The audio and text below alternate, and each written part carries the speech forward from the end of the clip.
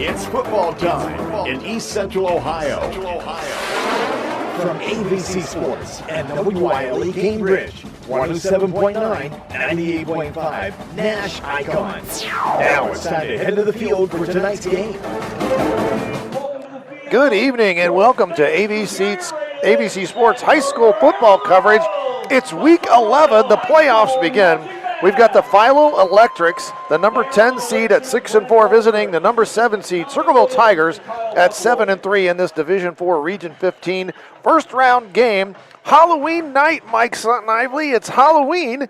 Maybe we'll have a spooky game tonight. Well, I tell you what, Dave, I think we're set up for a dandy. We got two really good running teams going at it tonight, and I think we got some wind tonight, so that's going to play a little factor in a couple things as well. So you and I walked the field earlier in the game, and we noticed there's a very strong wind heading from left to right here tonight. Yes, there is, and it's here in the flatlands in Central Ohio. The wind seems like it's just amplified that much more.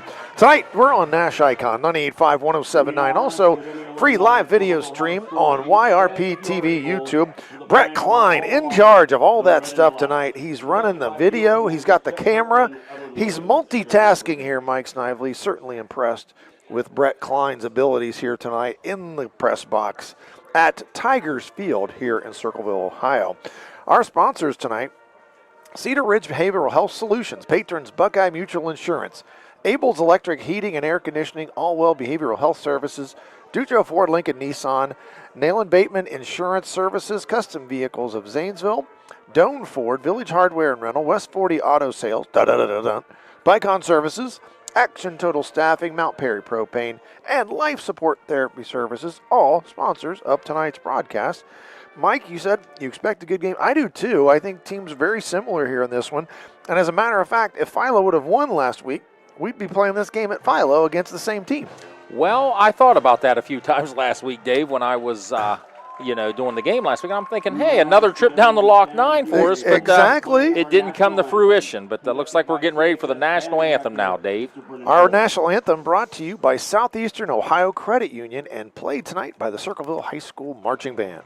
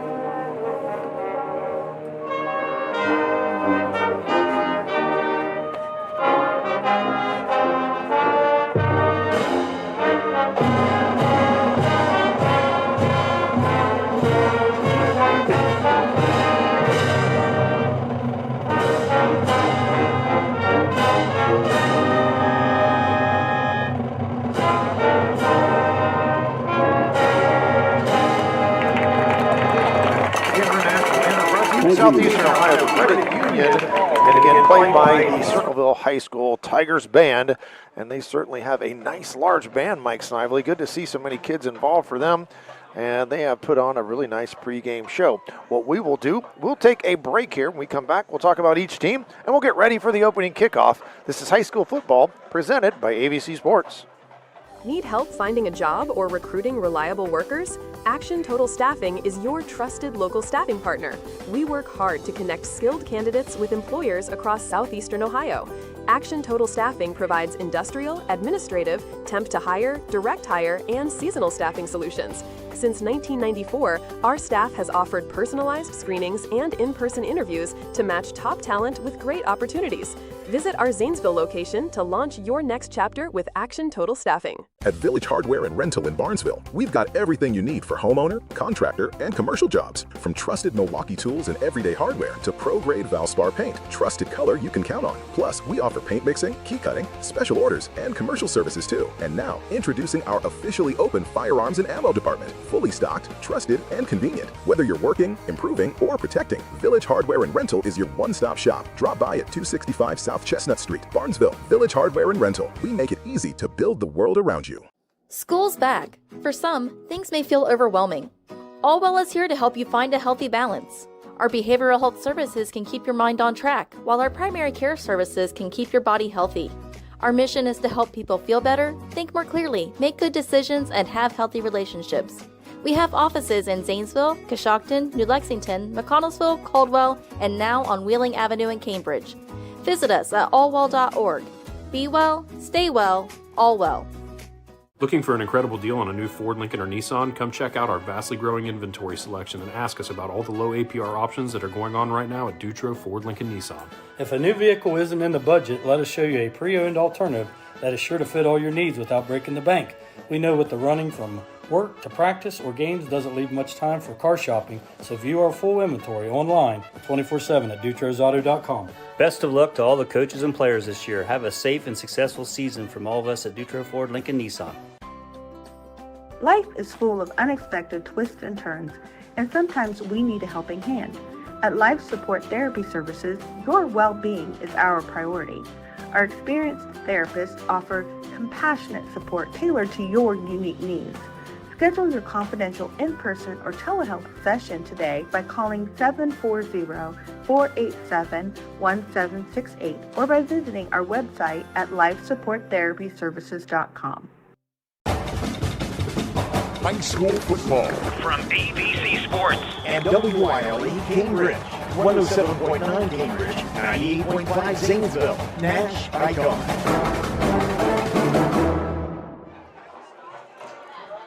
Dave Hilliard, Mike Snively back here at Circleville High School, Tigers Field, as we get ready for a Division IV Region 15 first-round playoff game. The Philo Electrics visiting the Circleville Tigers. Mike, Circleville, they are coached by Jay Sherritt, and if you're a football fan, you might know that name. He was the coach at Pickerington Central for a very long time. He was 2-11-42 as the head coach at Pick Central. Let's just say that's pretty good. He won 2 state championships from 2003 to 2022 when he retired, and 17 league championships in that time as well. He is a Circleville alum. So they brought him out of retirement, so to speak, here to come back and coach the football team. It's his first year, 7-3 Circleville Tigers. And, Mike, you've got some stats on some of these guys. Who should we be taking a look at tonight for the Circleville Tigers? Well, it looks like the trigger man for Circleville is going to be quarterback Hudson Phelan. Not only does he throw the ball well, he's thrown it for over 1,200 yards this year at a 65% clip. He also runs the ball well at 687 yards.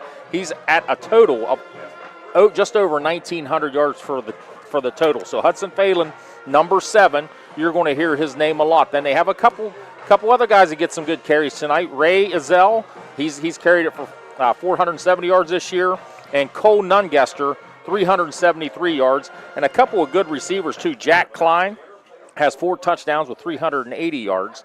Uriah Woodworth has 7 catches, 2 touchdowns, 201 yards, and the neat thing about Woodworth is he averages 29 yards per catch. Wow. So that's big-time numbers that's right big there. Time. He's going to hit the home run for him, Yeah, and then your 2 backs also catch it out of the backfield. Ezell has 10 catches, and Nungester has 12 catches. So this is a pretty balanced team when you look at the stats. Very much so. Philo in the MVL conference of the Big School Division, Dirk Linscomb, the head coach. It's his 16th season. He's 95-70 at Philo. He's only had 4 losing seasons out of 16, so he's done a great job with the program of Philo. And, of course, the guys that we're used to seeing, we'll see again tonight.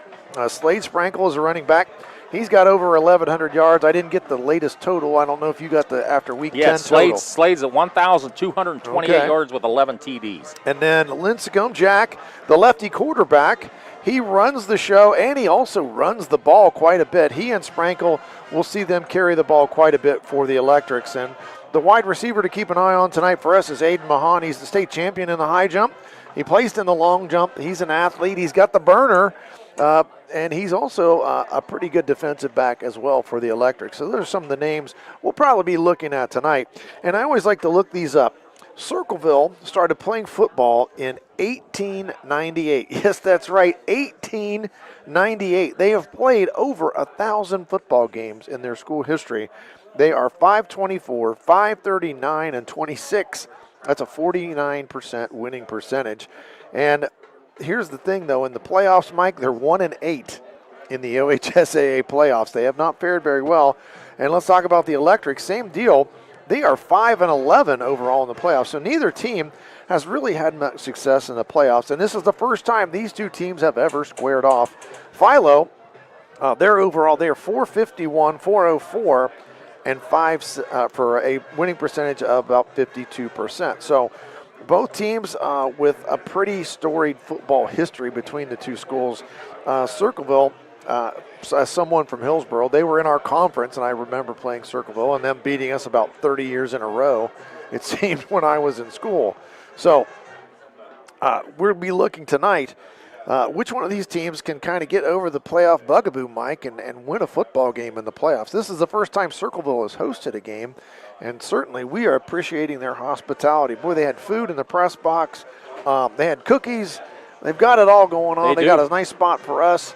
So we certainly appreciate their hospitality tonight. Their first time hosting, though, I would have thought somewhere in the line they would have hosted a playoff game. Right, I can't believe that either. Just one playoff win. But you got to figure, bringing the alum in, Jay Sherritt, having all that success at Pickerington Central, you have to figure he's put some spark into this program. If you looked at Circleville's record over the last 10 years, they've been subpar all the way. He comes in and wins. He's hosting a home playoff game with a very balanced roster tonight offensively and a very fundamental defensive team. Philo's going to have their hands full tonight. They're going to have to play their best game of the year to advance in this first round. And we've got to point this out. Marcia at Lock 9 Pizza. We were heartbroken when Philo lost week 10 because we were thinking they were going to play at home. We were going to get to do a home Philo game, and we were going to eat some Lock 9 Pizza or some wings or a Wangus burger, something. A wedge. Pre-game, but we didn't get to do that. And unfortunately, though, we do still have the Lock 9 Pizza player of the game. And I know Marcia's got the game on the TVs down there, so if you're wanting to watch the game, head over to Lock 9, get yourself something to eat, and watch the game there. We'll take one more quick break. We come back, we'll be ready for the opening kickoff. High school football presented by ABC Sports. For 129 years, Patrons Buckeye Mutual Insurance has proudly provided coverage for homes, farms, and families across Ohio. Our commitment to reliable, affordable insurance is something you can count on. Agents who write for us can be found at patronsbuckeye.com. Whether you're protecting your home, your land, or your legacy, we offer personalized service and true hometown care. Trust a neighbor. Trust experience. Trust Patrons Buckeye Mutual. Visit us at 16050 McConnellsville Road in Caldwell or find us on Facebook. Coverage that cares. Close to home. Customize your ride with Custom Vehicles of Zanesville. Since 1976, we've been Zanesville's trusted local experts in auto, marine, and off-road accessory installation. From rhino-lined beds and durable floor liners to lift kits, lighting, tonneau covers, and stereo systems, our skilled team offers professional installation, competitive pricing, and fast delivery. Built to order for your lifestyle, our knowledgeable technicians turn your ideas into reality. With a reputation for friendly service, quality work, and quick turnaround, expect exceptional results every time. Ready to upgrade? Call or visit Custom Vehicles today. I was sitting in my car and it wouldn't start. I lifted the hood and the engine was falling apart. What would I do? My eyes filled with tears. Then on the radio I heard of West 40 by Pay here, where for a little money down and a little each week, I could have a car, nice, shiny, and sleek. So I walked in the door and I put the money down. Now I got a nice car that I can drive around. West 40 by Pay here will help rebuild your credit. The corner of Dewey and Route 40 in Cambridge, don't you forget it. West 40 Auto Sales, corner of Route 40 and Dewey Avenue in Cambridge, is home of the guaranteed credit approval, with most loans approved while you wait. Go to their website to fill out an online loan application, west40autosales.com. You'll also find their weekly special listed there. Week 11 in playoff football here on ABC Sports. I'm Dave Hilliard. I got Mike Snively with me tonight. We have the Philo Electrics visiting the Circleville Tigers, and we'll talk a little bit about the MVL. That all wrapped up last week. Big School Division champions, Tri-Valley 5-0, undefeated in the MVL. They are the number 4 seed in Division 3, Region 11. They got a bye. They don't have to play this week since they finished in 4th. Sheridan, 4-1, second place in the league. Division 3, Region 11, they finished 9th. They are on the road tonight at Granville, which should be a really good game. I was told those two teams scrimmaged each other earlier in the season, so, preseason. Yeah, they're not too far apart. Right, and then Philo finished fourth in the big school division, and here they are tonight at Circleville. Morgan, on the strength of beating Philo last week, got into the playoffs at 7-3, Division 5, Region 19. They are the number 9 seed, and they are playing down on the Ohio River, Cold Grove. Way down there, and I would not be surprised. After watching Morgan last week, wow, they were really good last week. I would not be surprised if Morgan didn't come out of Cold Grove with a victory. Small school division champion New Lex, a 2-game victory in that league. They were 5-0. Maysville West End tied for second at 3-2. Crooksville 2-3, along with Meadowbrook. Coshocton 0-5 in the MBL small school. The only small school team in the playoffs, and that's New Lex, 9-1. They are the number 1 seed in this same division that Philo is in. And here's the bad news. So is Indian Valley, the defending state champions, 15-0 last year, 9-0 this year, and they show no signs of slowing down, Mike Snively. And as a matter of fact, the winner of this game tonight gets to travel over to good old, and I know you love to say it, Janaden Hutton. That's right. Good old Janaden Hutton, and what a beautiful stadium up there. And I'm sure there's some Indian Valley staff here tonight watching this game. And there might be some interested Indian Valley fans watching our live stream tonight. Again, free live stream. You don't have to wait till the day after like some people make you do.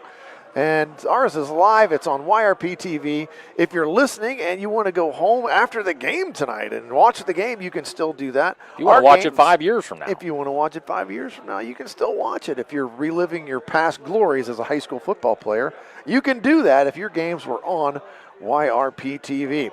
Circleville in the Mid-State Buckeye League, they finished 4th in the conference, and all the top 5 teams in their conference all playing in the playoffs.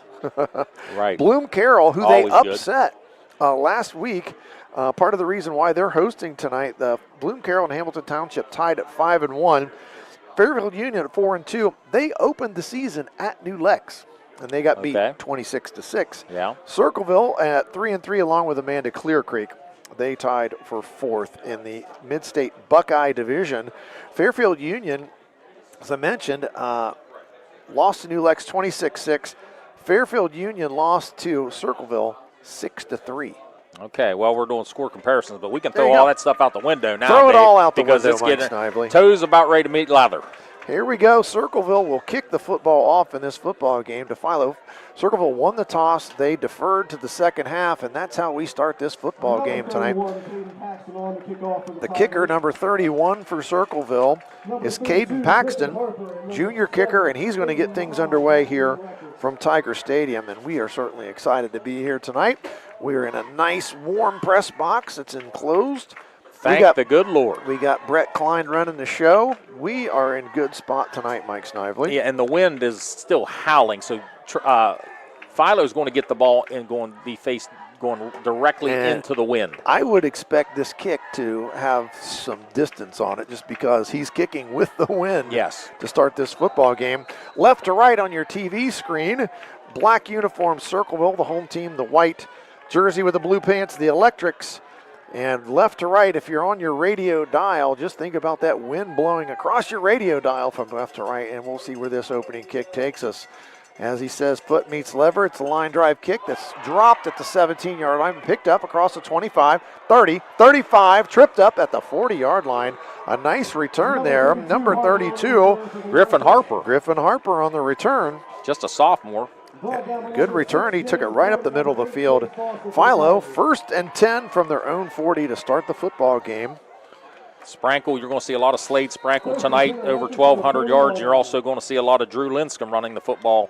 He's got 706 total yards. Probably would have been close to 1,000, Dave, had it not been for an ankle injury. That ankle injury Sheridan. in that Sheridan game that you and I did, they had a couple of injuries that game, but boy, he couldn't even go in the second half. So his ankle really hurt.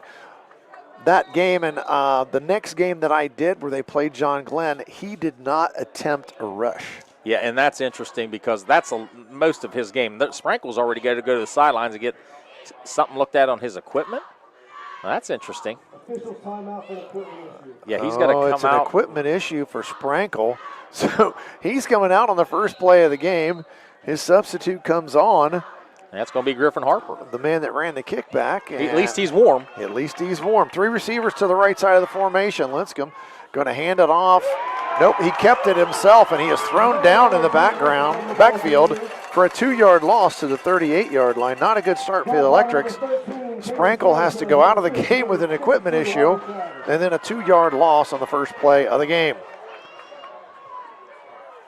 And that's an offside. He got him to jump, and Lincecum has been very good at that the last 2 seasons. When we've watched him, Mike, he changes the cadence, he does something with the snap count, and he draws a lot of teams offside. Now, we know that they usually don't snap it right away.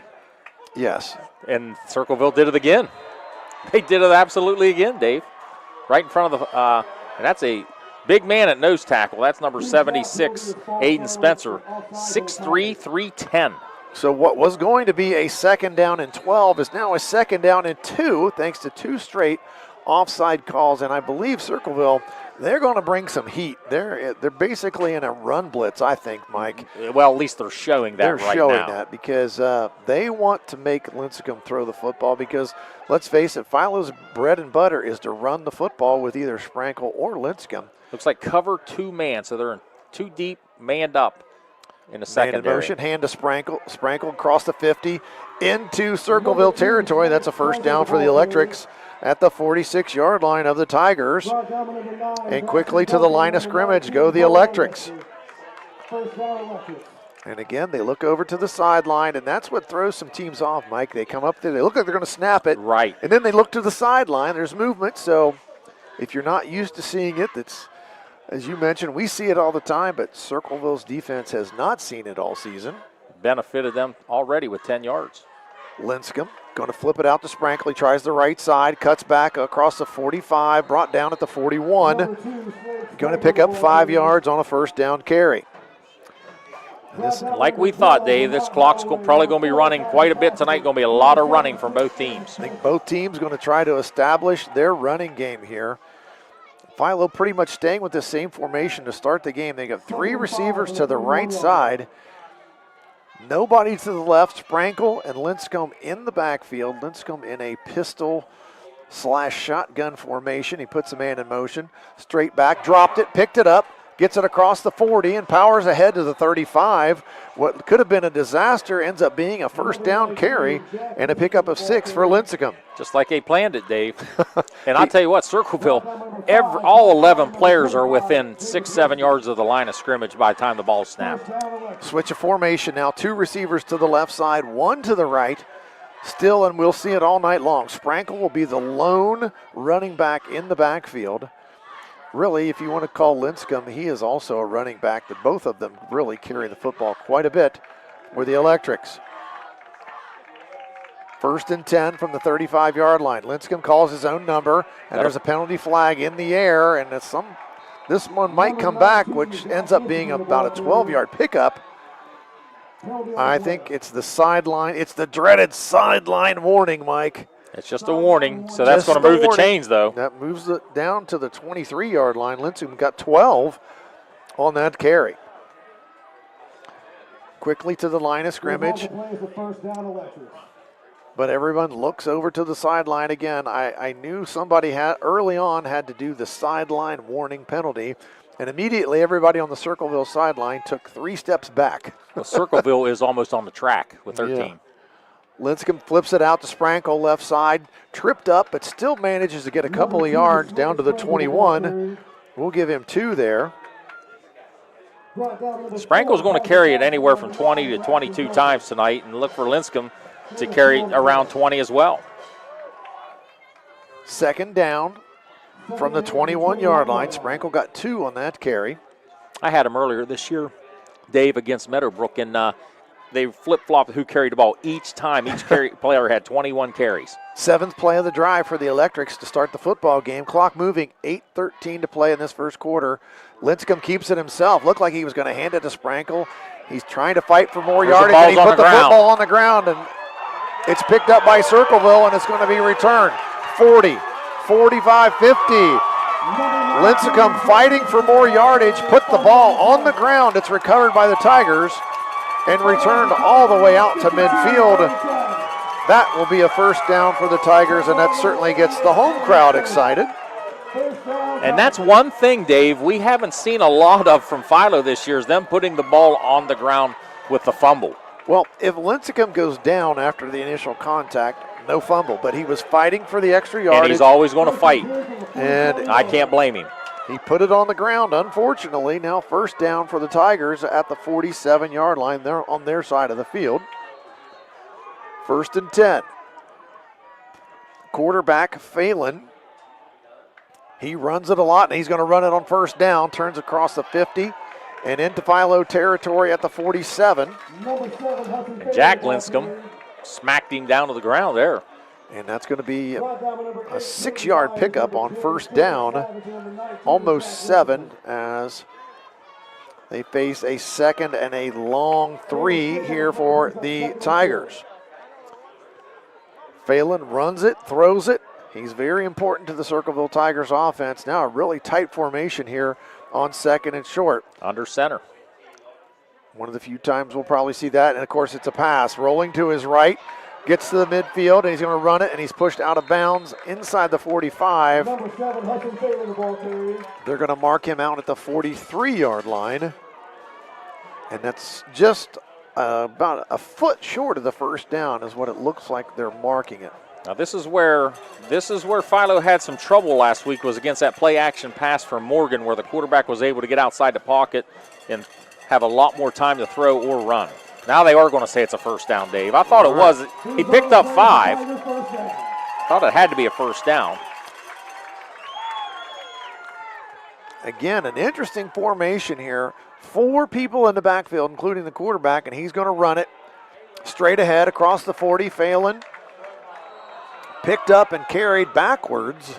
Lincecum again. But not until he got down to the 37-yard line, so he got 6 more on that carry. So a quick 19 yards on 3 plays for Phelan running the football. That's almost like the old Ohio State full house backfield. Except we're in the shotgun. Except we were in the shotgun. That's a little different, isn't it, Mike? Now Phelan back in a more traditional looking formation. Now 2 receivers to the right. He's going to hand the football off across the 45 and mark down at the 30. Nungester. He's going to have another Circleville first down at the 30, a pickup of 7. Nungester, Azell, and Phelan all run the football for the Tigers. And all are capable of really making big yards via the ground game. And Philo needs to check, too. There's a lot of unbalanced lines. This one, the line's normal, but last time they had 3 linemen to the right side. Phelan in that shotgun. Running back is Azell in the backfield. He's going to run it across the 30, spins. He's brought down. Falls at the 25-yard line. He picked up 5 on first down. Now 2nd and 5. That was Azell's first carry of the game, wasn't it, Mike? Yeah, Azell has 475 yards on the year. He's the 2nd leading ground gainer for the Tigers this year. 2nd and 5 for the Tigers. Their initial drive after they got the Philo Electrics to cough it up. Lincecum with the fumble, and it was returned out to the 47-yard line. Handoff this time to Nungester, and he's not going to get much. Maybe a yard to the 24. Nungester. That was the best defensive job by the Philo Electrics in this game on this drive. The Tigers have certainly been creating the holes for the running backs. That time, Philo did a good job getting some penetration there. And now 7th play of the drive for the Tigers, and they face their first 3rd down of the game. 3rd and 4 from the 24. And we got an unbalanced line, looks like to the right. To the right side. And they're going to run it to the right side. Phelan behind the right side across the 20, down to the 15. Breaks the tackle, 10-5, touchdown, Tigers. Phelan on a 24-yard touchdown run puts his team on the board first. Circleville 6, Philo nothing here in the first quarter with 4:46 to play. It's a pretty good statement drive there by the Circleville Tigers straight runs the whole way. No passes, all runs, and we talked about that on the way here, Mike. We thought teams, both of them were going to run the football, and both have so far.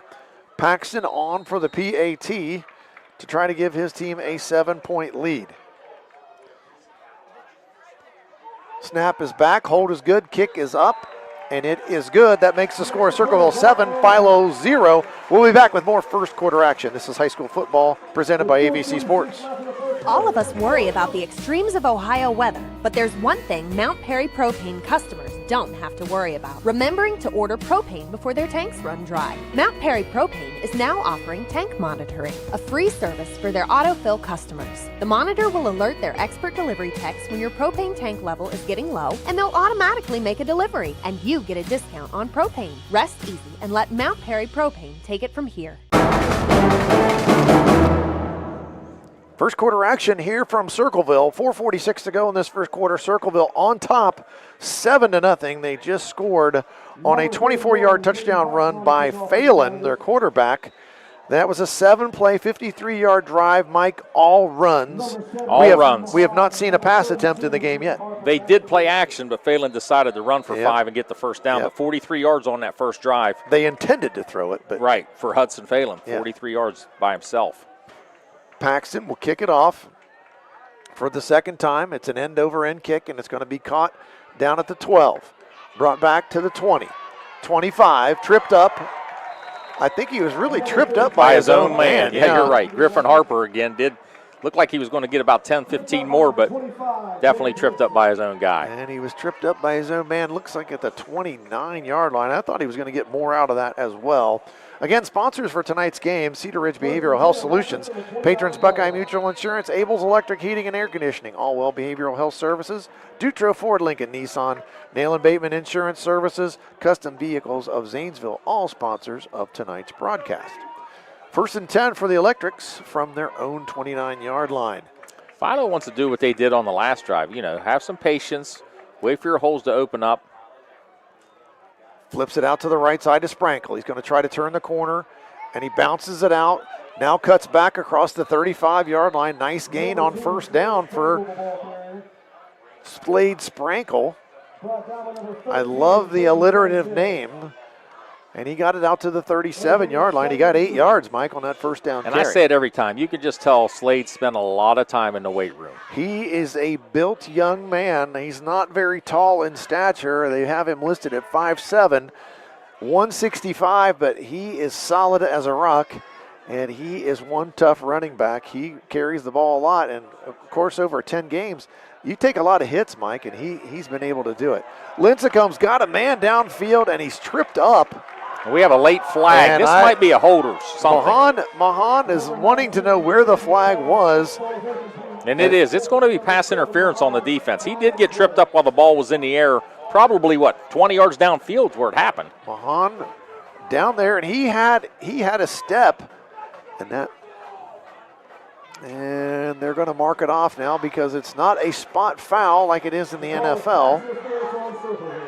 Thank goodness it's not, Dave. Yes. Ball marked now at the 48-yard line of the Tigers. Philo, first down via penalty on our first pass attempt of the game. And still, we haven't seen one completed. Well, I will tell you this, Dave. Had he not been interfered with, Mahan was going to break free, and that could have been a touchdown. That could have been. So maybe a smart play on the Circleville defender. 2 receivers to each side of the formation this time. First time tonight for this one for the Electric. Sprankle in the backfield. Man in motion. Hand off to Sprankle. Sprankle bottled up right inside and maybe lost a yard back to the 49. One of the few times Sprankle just wasn't able to create anything on his own. Usually he can try to make something out of nothing, but that time could not get it done. Brings up a 2nd and 11 for the Electrics. And once again, a big run blitz here by Circleville. 7 guys in the box and within a yard of the line of scrimmage by the time the ball snapped. And Philo getting some instruction from the sideline now. 3 receivers to the left side of the formation. Going to try the right side. A little option look. Flips it to Sprankle. Sprankle can't get the corner again.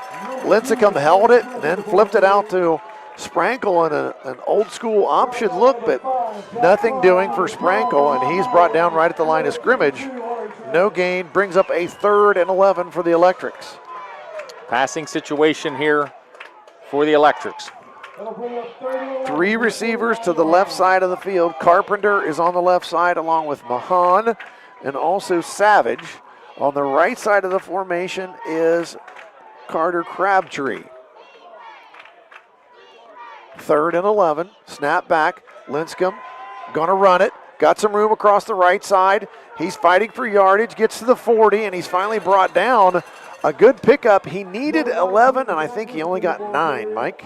Yeah, I think he got 9, and he took a shot in the back at the end. So this makes it 4-down territory now, though, I believe, Dave. 4th and 2 for the Electrics, right at the Circleville 40-yard line. Might as well try to get him jump off sides. Yes, he's good at that. Now he goes to the sideline. 4th and 2, big play in the game. Circleville leads this one 7-0, 1:55 to play here in the first quarter.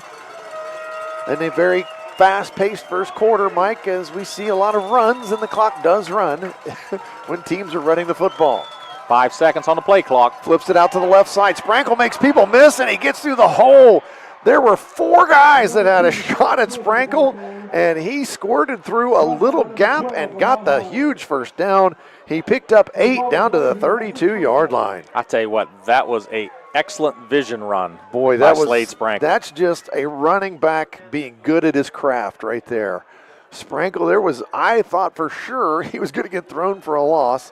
Somehow found an opening and got ahead for a big first down for the Electrics. Circleville's trying everything in their power to get Philo to throw the football. Sprankle handoff, right side across the 30.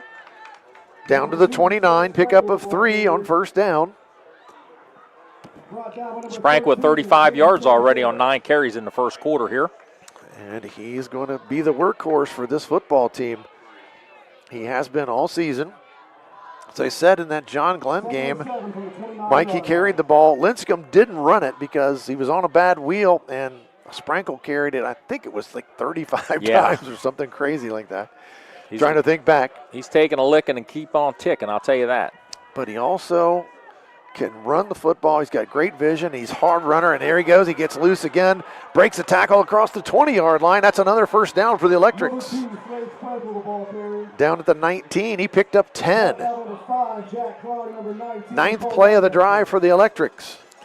Philo does not have to snap the ball here, so let's see if they take it into the second quarter. 18 seconds now, clock running, and that might be their wish. It's into the wind, as we pointed out this first quarter, and Philo looks like they're not in a hurry. The clock is winding down. If they do snap it, it'll be the very last play. They do snap it. Sprankle, nope, it's Lincecum. Fake the handoff, and he plunges forward to the 16-yard line. He picks up 3, and that's the last play of the first quarter. Circleville 7, Philo nothing. We'll be back with the second quarter. High school football presented by AVC Sports. It's that time of year again. Football season is upon us. Hey, Mark Kelly here with Bicon Services, wishing all our local teams a great and successful year. As your premier commercial building contractor, Bicon Services is ready to tackle everything from small facility renovations to large industrial expansions. We're here to handle all your commercial and industrial needs under one roof. So while you're out there scoring the winning touchdown, let us work on making your next commercial project a success. Bicon Services, building the future one project at a time. Honestly, we've all been there. That place where it's past anxiety, past focus, where even reaching out to your closest friend feels too hard. I'm Crystal Reynolds with Cedar Ridge Behavioral Health Solutions. We understand how fast those feelings can take over, especially with the stress of work, family, and life. That's why we've opened a mental health urgent care clinic in Cambridge, Ohio, Monday through Friday, 8 a.m. to 5 p.m. No appointment needed. Just walk in. Come in today. Feel better today. Call us, Cedar Ridge Behavioral Health Solutions, Mental Health Urgent Care. Ready for second quarter action here at Circleville. Philo driving right now. It's the 10th play of the drive. They started on their own 29-yard line. They are now down at the Circleville 16, facing a 2nd down and 7. You know, Philo right now on pace for 300 yards rushing. They trail, though, 7-0 as we start this second quarter. Different formation this time. Lincecum going to run it right behind the lead block of Sprankle. He's got some room across the left Here line. comes the hold. But here comes a yellow hanky in, and that's going to be holding against the Electrics. That's going to back him up. I will say this, just looking at that left side of that Philo line, there was some push. There was. They are getting a little bit, as you pointed out a couple times, when Circleville really brings more people up into all those gaps, Philo's had some trouble with that, but when they line up and just straight at them like that with equal numbers, Philo has been able to get the push, but that's going to move them back to the 26-yard line. Yeah, it makes it a 2nd and 17, which is 2nd and 7. So this puts Philo in a little bit of a hole, but yet I believe they have 3 downs to get this first down. Just underway in this second quarter, Circleville leading 7-0. Philo, their second possession of the game. Each team one possession in the first quarter, and then, Philo started the second possession in the first quarter. Sprankle fights to try to turn the corner on the right side and gets it inside the 25 to the 24. I think he only got a couple there. 11th play of the drive, and it's a big play. 3rd down and 15 for the Electrics. They can get half of this right here, make the 4th down manageable. Now let's also point out Philo has a very good place kicker. I saw him kick was it a 40-yarder, I believe, at the end of the first half at John Glenn. And he will have the wind at his back. He's got the wind at his back, so a field goal is not out of the question here for the Electrics. Cohen Davis, 5 of 5 on the year. Lincecum straight back. He's under pressure. He's going to be brought down. Back at the 31-yard line on a blitz. Number 25 for Circleville, Jacob Liston, comes in, and he came to Lincecum's back, and Jack just couldn't see him. There's not much going on there. He just free blitzer sometimes. Left-handed quarterback coming from your backside. Just a tough one to get there. Now we got a 4th and forever here. 4th and forever, and Philo lines up. Ball is at the 31-yard line, so really a punt, if it went into the end zone, would only net you about 11 yards. So they're going to line up. You never know. You might get a pass interference. You might get something else crazy to happen. I think Circleville wants to talk it over, though, Dave. Circleville is going to have a discussion about it. That gives me a chance to mention some more of our sponsors. Doane Ford, Village Hardware and Rental, West 40 Auto Sales, Bicon Services, Action Total Staffing, Mount Perry Propane, and Life Support Therapy Services also sponsoring tonight's broadcast as Mike and I made it wasn't too bad of a trip Iron 20 to Pickaway County, Circleville. Very familiar with Circleville, as I pointed out. Played against Circleville in high school and also coached against Circleville as they were part of our league for a while, and since moved into the Columbus area conference. Got out of the SCOL a long time ago. This is an area, Dave, we talked about too. I think it's going to be growing up. Yes, and you're not very far. You're right down Route 23 from Columbus, 20 minutes maybe? Yep. As we mentioned, Taze Valley, which is right up the road from Circleville, they were also a part of the SUL, about the same size school as Hillsboro was. And then all of a sudden, Taze Valley is now like Division II in like football and some of the, Just like Pickerington used to be in New Albany. Everything's blowing up out. Everything is. It sure is. 3 receivers to the left side, Mahan to the right. They bring the blitz again. He's looking for Mahan down the sideline. He's got him. It's caught. Touchdown! Wow. Electrics. What a beautiful ball from Jack Lincecum. And it is a 31-yard touchdown pass to Aiden Mahan. Man, a beauty of a throw, Mike Snively, on 4th down. And it did not look like Mahan had it in gear yet, but as soon as that ball got in the air, he kicked it into the high gear and went right by that defender. All of a sudden, the second gear kicked in, didn't it, Mike? And he went and got that football. Drew Lincecum threw a dime. That was a beautiful throw from Lincecum. And now they do the muddle huddle thing, but now we're going to go and if you're Coach Jay Sherritt, you're sick. Yeah. You're absolutely sick. They even called a timeout. They did. Get themselves organized. That was a one-man route the whole way. On for the extra point. Snap down, or hold is down, kick is up, and it is good. We've got a tie game here in the second quarter. Philo 7, Circleville 7. We'll be back with more second quarter action. This is high school football presented by AVC Sports. If you're having any problems with your heating system, you want someone who will be there right away to help. this is Russ Abels. At Abels, we provide emergency service for any brand of heating cooling system 24 hours a day, 7 days a week. Call us. We promise to get you up and running quickly and professionally. And if you ever need a replacement, we'll help you save energy and money with a new high-efficiency system. And we will do a flawless installation. If you need help with your heating, call Abels.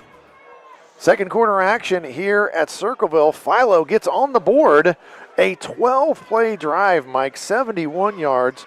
And it's finished with a 31-yard pass from Linscomb to Mahan on 4th down and a bunch. Wow.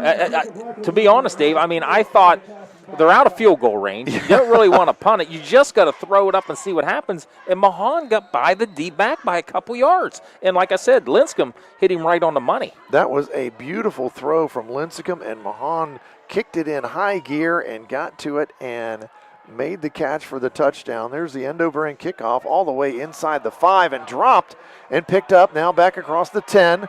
Breaks out to the left side. Is going to be tackled by a group of Electrics. Led by Kenton Casey. Boy, that's all the way back at the 11-yard line. And you could see that kick by Davis into the wind. It was just a bullet. Yeah, that was a good kick. Now the Electrics got to come out here, try to force a 3 and out to gain some momentum here if they haven't already. Just a huge momentum swing. You think about having to maybe turn the ball over on downs, and instead you're tying the game up on a fantastic throw and catch for the Electrics. 1st and 10 now. 11-yard line, their own 11-yard line. The Tigers break the huddle. And there's that like full house backfield where Phelan is going to run it, and he has stood up. I'm not sure Phelan was ready for that snap. And he got a gain of 0 there. Going to be marked basically where they snapped it from, and now a 2nd and 10. Philo trying to get a defensive stand here in the football game. Yeah, definitely not ready for that snap on that play, Phelan. But he did what he could do. But a host of blue and white jerseys, I should say, tonight. 2nd and 10 for Circleville. Phelan in the pistol, and he gets Philo to jump offside this time. I think they're going to get Camden Stoner, the left Stoner, DN. Was a little movement from number 44 out there, Blake Patterson, but they said that it was induced by Stoner. Our 3rd offsides call tonight. Yeah, in 3rd the game. one.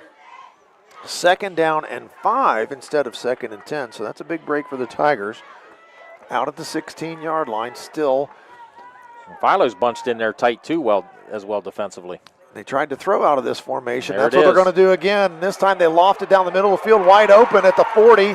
Now out to midfield, and they lulled him into that thought that it was going to be a run, and instead Lamont Holloway out there, and he runs underneath it, and that's a 1st down in Philo territory at the 49-yard line. First complete pass. First completed pass by the Tigers, and they have a 1st down now out of the shadow of their own goalposts. Now in Philo territory at the 49. There's going to be a handoff. Nungester fighting forward and doesn't get much. He's going to be marked at the 47-yard line. They're going to give him 3 on that.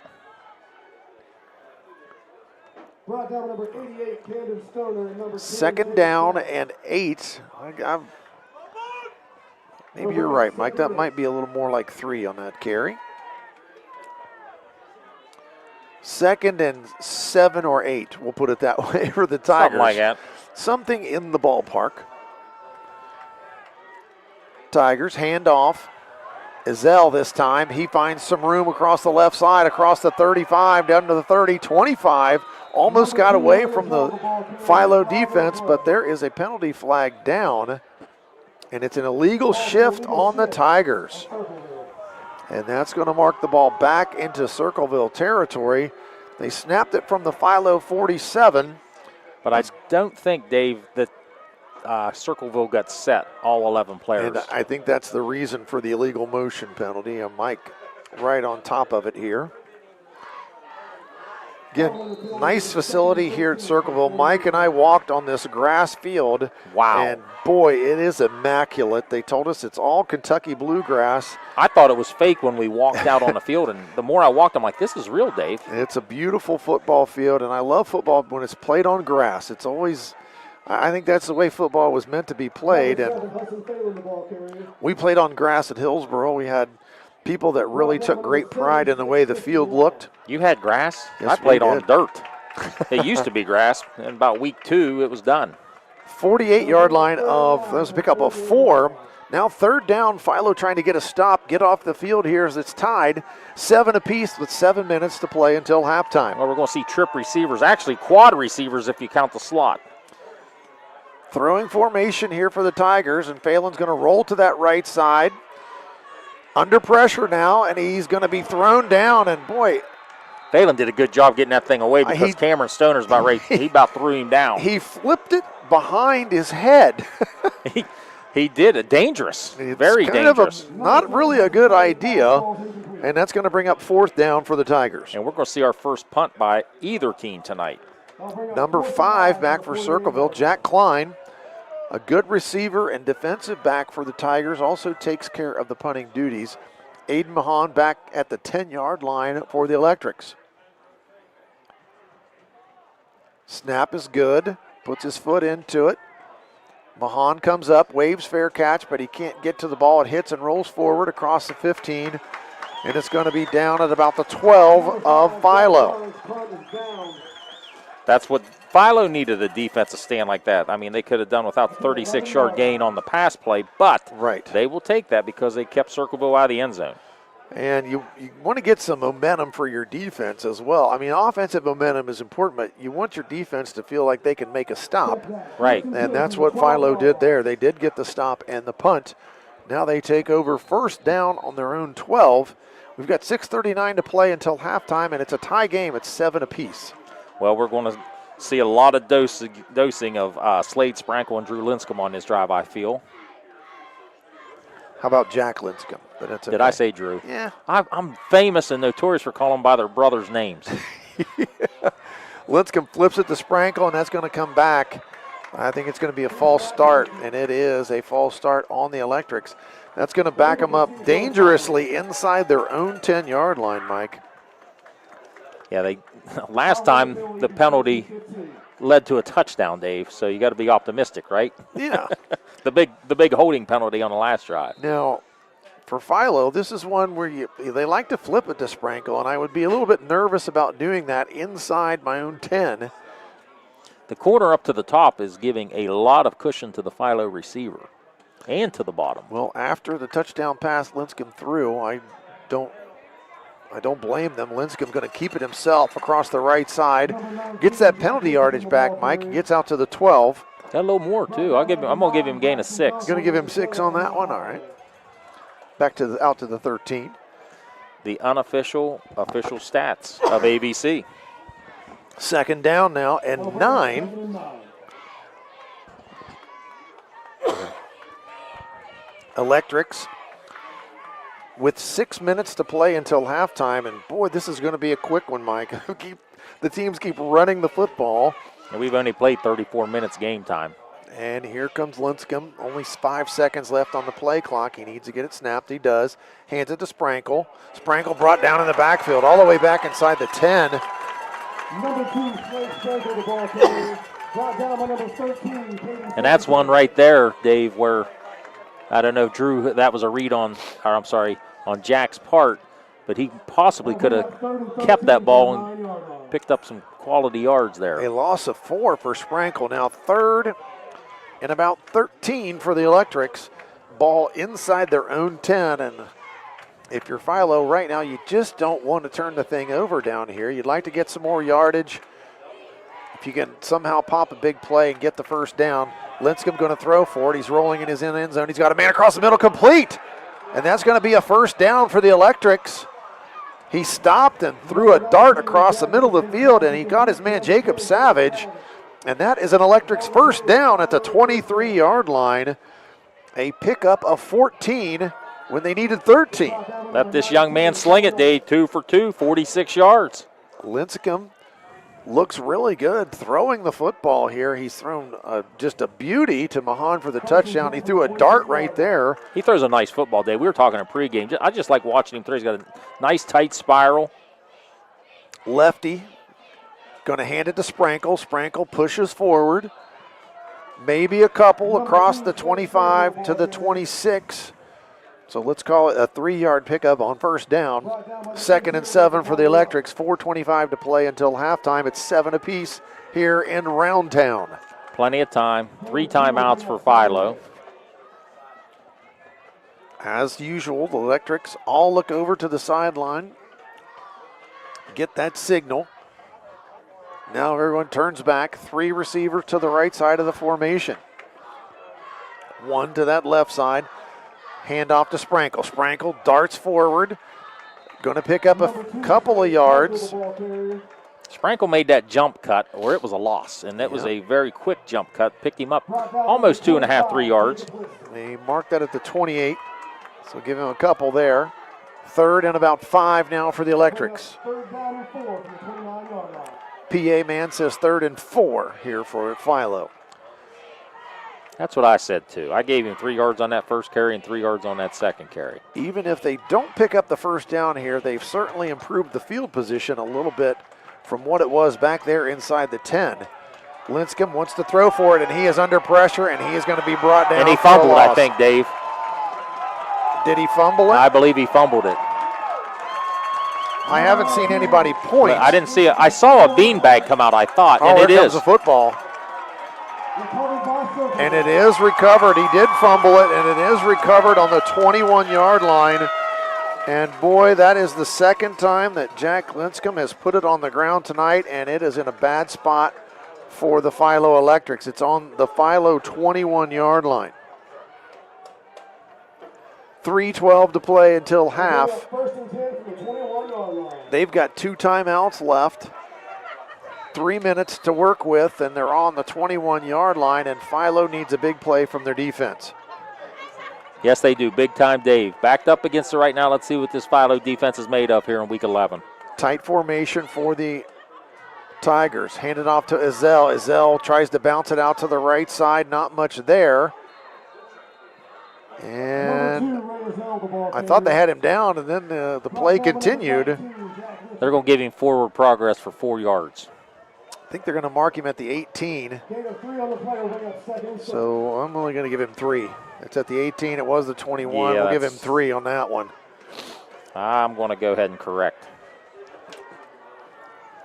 Well, you know, our unofficial official stats, we've got to be right on the number.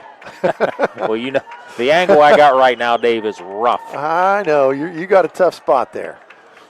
2nd down. Tigers on the Philo 18-yard line. 2:26 with the clock moving to play until halftime. Hands it off to Nungesser. Or no, Phelan kept it. It was a fake to Nungesser, and he gets down to the 15.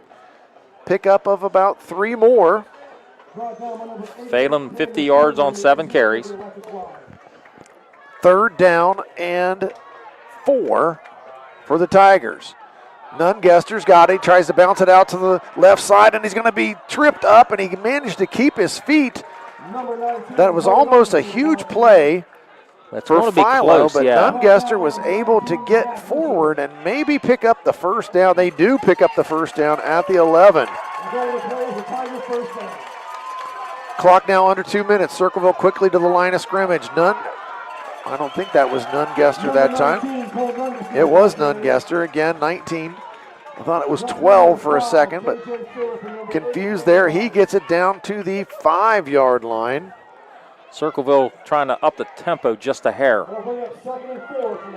2nd down. They can get a first down without getting a touchdown here. 1.5 minutes to play. They're trying to score here before the half, and then they get the opening kick to the second half, Mike. They do, and we're going to have a timeout here for Philo. They're going to try to regroup get some a little things, bit. regroup and get some things taken care of on that goal line. Well, they're down at the 5-yard line. They need 4 for a first down, 5 for the touchdown. 1:25 to play. Philo put it on the ground. You just think if they could have just been able to punt there, Circleville might not have had enough time or field position to get into the end zone. But now With a drive starting on the Philo 21, they're looking to capitalize and get the lead going into the locker room. Yeah, you're absolutely right. Just, you know, when you're at quarterback, and I've done it 100 times in my career as a quarterback, you know, throwing bad passes and not taking care of the football. But there's just times when you think you can dodge one guy, but the other guy coming behind you, and the football's loose as a goose, and it just comes out sometimes. It happens. Halloween night here, playoff football. Trick or treat in Mike's neighborhood tonight. Trick or treat in my neighborhood tonight back in New Concord. And no rain again on a Friday night, Dave. It's been quite amazing here. The weather for Friday Night Lights has been spectacular in Ohio this year. The wind is still howling, though. Circleville. Second down from the 5. Handoff, Azell. He's into the end zone. That's a touchdown for the Tigers. And now we've got penalty flags in the air after the touchdown. Not sure if there was a little extracurricular going on after the play. One of the penalty flags out here at the 7-yard line. I mean, they flew into the air almost immediately. It's a touchdown for the Tigers, I'm going to say. That's going to stand. We've got a dead ball. Personal foul against Philo. It's going to be offsetting. Yes. One against each team. The call is dead ball, personal fouls, offsetting on both teams. That's you guys did something wrong. We're going to call the penalty on each one of you. You're right. And that's basically saying clean it up, guys. Both teams clean it up.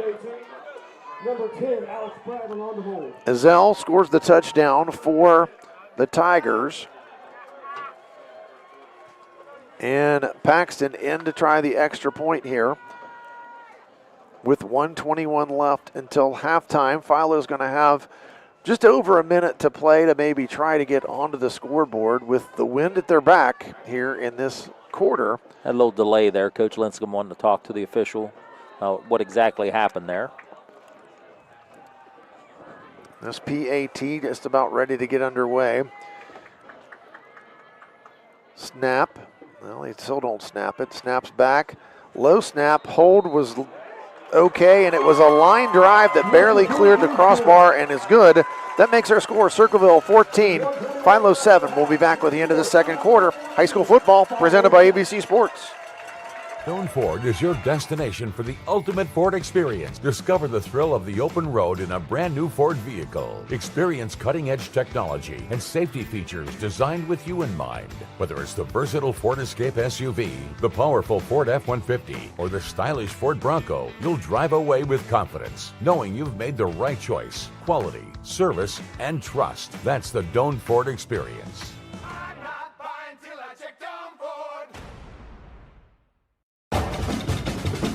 High school football from ABC Sports and WYLE Cambridge, 107.9 Cambridge, 98.5 Zanesville, NASH Icon. Second quarter going to wrap up here, minute 21 left, and just out of habit, I'm going to say this is a John Valentine Insurance kickoff, just to make my insurance guy happy. End over end kick into the wind. It's going to be caught at the 22. And almost tackled immediately at the 28-yard line. Good coverage. Harper caught it moving forward, but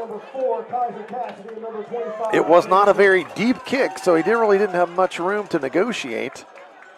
And they're going to mark him at the 28-yard line. Yeah, I'd like to give a shout-out to John Valentine as well, my insurance guy. Hey, he's our insurance guy. Real happy. Yeah. He's probably somewhere on a beach. That's the way I feel. He's always taking vacations to Florida at the drop of a hat, so probably not listening. He's probably enjoying a cocktail somewhere. God bless you. Minute 15 to play until half. Linscomb wants to throw it. Stands in the pocket, delivers, but it's behind his receiver. Looking for Carpenter out on the left flat and did not connect. That's going to stop the clock with a minute 9 to play here in this first half. That's Linscomb's third pass attempt. That's his first miss. He's 2 for 3 for 46 yards and that one touchdown to Mahon. Good protection from the line. He stood in the pocket and was able to deliver the ball, but just a little bit behind the receiver. Puts a man in motion, going to flip it out to Sprankle. Sprankle tripped up. Boy, he had some space. If he doesn't get tripped up. That was a great play by Jacob Liston. I mean, probably a first down carry and more there, if not tripped up. He got him by the ankle, and it's going to be marked at the 28-yard line, so he got nothing. Well, now he got 2. Did he get 2 there? Yeah, he got 2 there. 52 on 15 carries for Slade tonight. Slade would like to get to that 1,300-yard mark, and it looks like he possibly could do it. Having a great junior season. 1:03 to play. Circleville burns their second timeout, as they'd like to try to maybe save themselves some time here and try to get on the board again before the half. Philo, though, 3rd down and about 8. If they could pick up the first down, they could have a chance themselves to try to get some points on the board before half. Let's see how much room they give Ada Mahan here. I know, they've kind of backed off of him a little bit, trying to give him some space. They bring some pressure and almost intercepted off the receiver's hands across the middle of the field. I don't think he could have got the first down, but tragedy averted there as the ball falls to the turf, almost intercepted in that defensive backfield, and that's going to bring on Philo's first punt of the game as well here with 57 seconds to play until halftime. Circleville bringing 6 to 7 guys every time, so you got to get that pass off quickly. Tried to, just missed it. Good snap, high end-over-end kick, fair catch called for and caught all the way back at the Circleville 38-yard line. They're going to say 39-yard line. Circleville's got 49 seconds to work with here as they take over. And they have the 1 timeout left. Yep.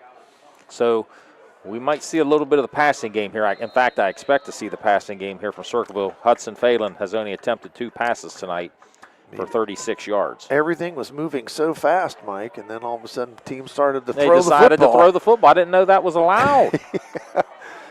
1st and 10 for the Tigers. 49 seconds to play. Phelan, nope, he's going to run it. Tries to bounce it out to the right side, does, across the 40 to the 45. He's brought down inbound, so the clock keeps running. He picked up about 8 yards there on first down. Going to mark it just short of the 47-yard line, so 2nd and a couple. Clock running, 24 seconds. Burning a lot of time here. A lot of time, and I'd start walking back if I was Philo. Phelan slips out of a tackle, now bounces out and falls to the ground. And Circleville is going to have to use that last timeout unless they want the clock just to run out here, which it is going to. He's happy with doing that. He's going to take the lead to the locker room. His team, Circleville, leads Philo 14-7 at the end of the first half. We'll be back with more breakdown of what happened in this first half and second half action. This is high school football presented by ABC Sports.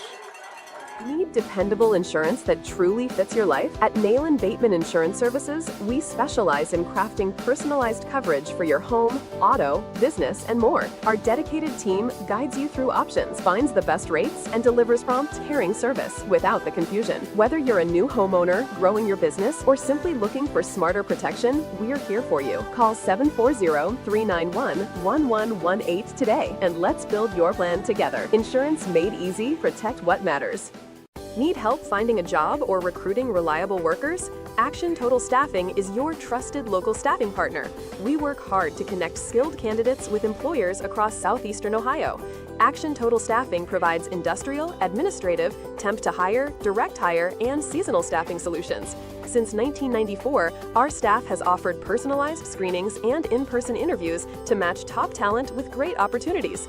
Visit our Zanesville location to launch your next chapter with Action Total Staffing. At Village Hardware and Rental in Barnesville, we've got everything you need for homeowner, contractor, and commercial jobs. From trusted Milwaukee tools and everyday hardware to pro-grade Valspar paint, trusted color you can count on. Plus, we offer paint mixing, key cutting, special orders, and commercial services too. And now, introducing our officially open firearms and ammo department. Fully stocked, trusted, and convenient. Whether you're working, improving, or protecting, Village Hardware and Rental is your one-stop shop. Drop by at 265 South Chestnut Street, Barnesville. Village Hardware and Rental. We make it easy to build the world around you.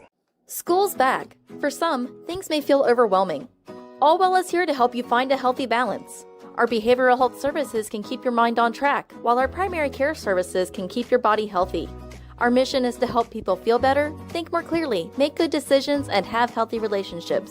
We have offices in Zanesville, Coshocton, New Lexington, McConnellsville, Caldwell, and now on Wheeling Avenue in Cambridge. Visit us at allwell.org. Be well, stay well, all well.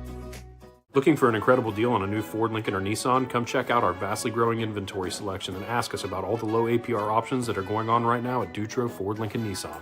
If a new vehicle isn't in the budget, let us show you a pre-owned alternative that is sure to fit all your needs without breaking the bank.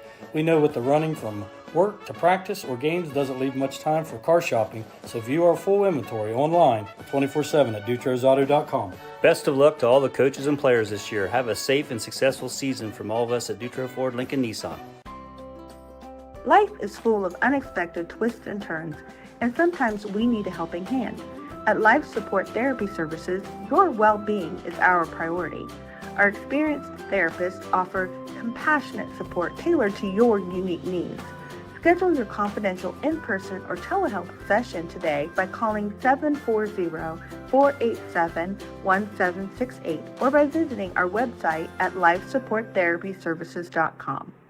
For 129 years, Patrons Buckeye Mutual Insurance has proudly provided coverage for homes, farms, and families across Ohio. Our commitment to reliable, affordable insurance is something you can count on. Agents who write for us can be found at patronsbuckeye.com. Whether you're protecting your home, your land, or your legacy, we offer personalized service and true hometown care. Trust a neighbor. Trust experience.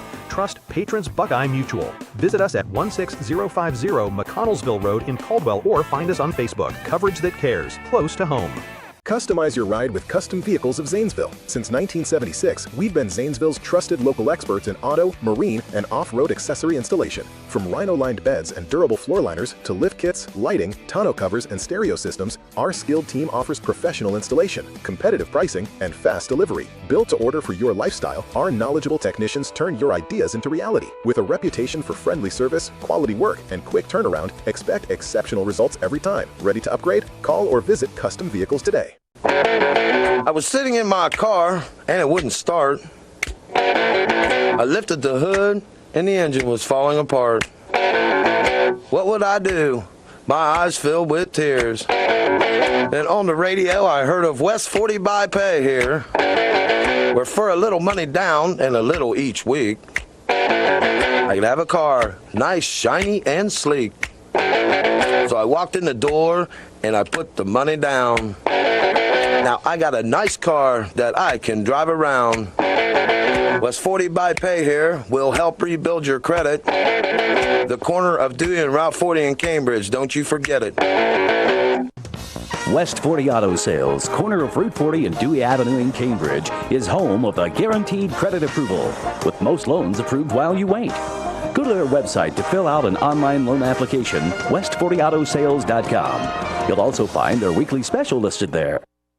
All of us worry about the extremes of Ohio weather, but there's one thing Mount Perry propane customers don't have to worry about: remembering to order propane before their tanks run dry. Mount Perry Propane is now offering tank monitoring, a free service for their autofill customers. The monitor will alert their expert delivery techs when your propane tank level is getting low, and they'll automatically make a delivery, and you get a discount on propane. Rest easy and let Mount Perry Propane take it from here. It's that time of year again. Football season is upon us. Hey, Mark Kelly here with Bicon Services, wishing all our local teams a great and successful year. As your premier commercial building contractor, Bicon Services is ready to tackle everything from small facility renovations to large industrial expansions. We're here to handle all your commercial and industrial needs under one roof. So while you're out there scoring the winning touchdown, let us work on making your next commercial project a success. Bicon Services, building the future one project at a time. Honestly, we've all been there. That place where it's past anxiety, past focus,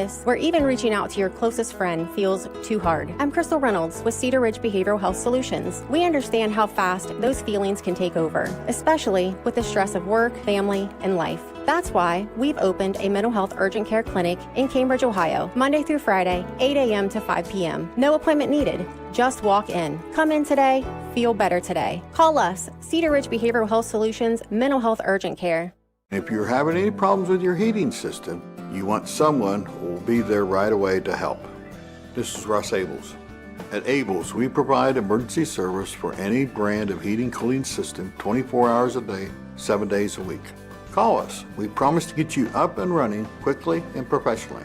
And if you ever need a replacement, we'll help you save energy and money with a new high-efficiency system. And we will do a flawless installation. If you need help with your heating, call Abels. Doan Ford is your destination for the ultimate Ford experience. Discover the thrill of the open road in a brand new Ford vehicle. Experience cutting-edge technology and safety features designed with you in mind.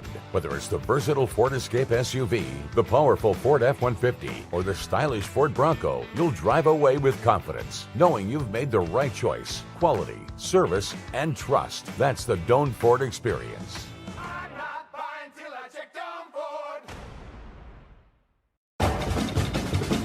High school football from ABC Sports and WYLE Cambridge, 107.9 Cambridge, 98.5 Zanesville, NASH Icon. Need dependable insurance that truly fits your life? At Nayland Bateman Insurance Services, we specialize in crafting personalized coverage for your home, auto, business, and more. Our dedicated team guides you through options, finds the best rates, and delivers prompt, caring service without the confusion. Whether you're a new homeowner, growing your business, or simply looking for smarter protection, we're here for you. Call 740-391-1118 today, and let's build your plan together. Insurance made easy. Protect what matters. Need help finding a job or recruiting reliable workers? Action Total Staffing is your trusted local staffing partner. We work hard to connect skilled candidates with employers across southeastern Ohio.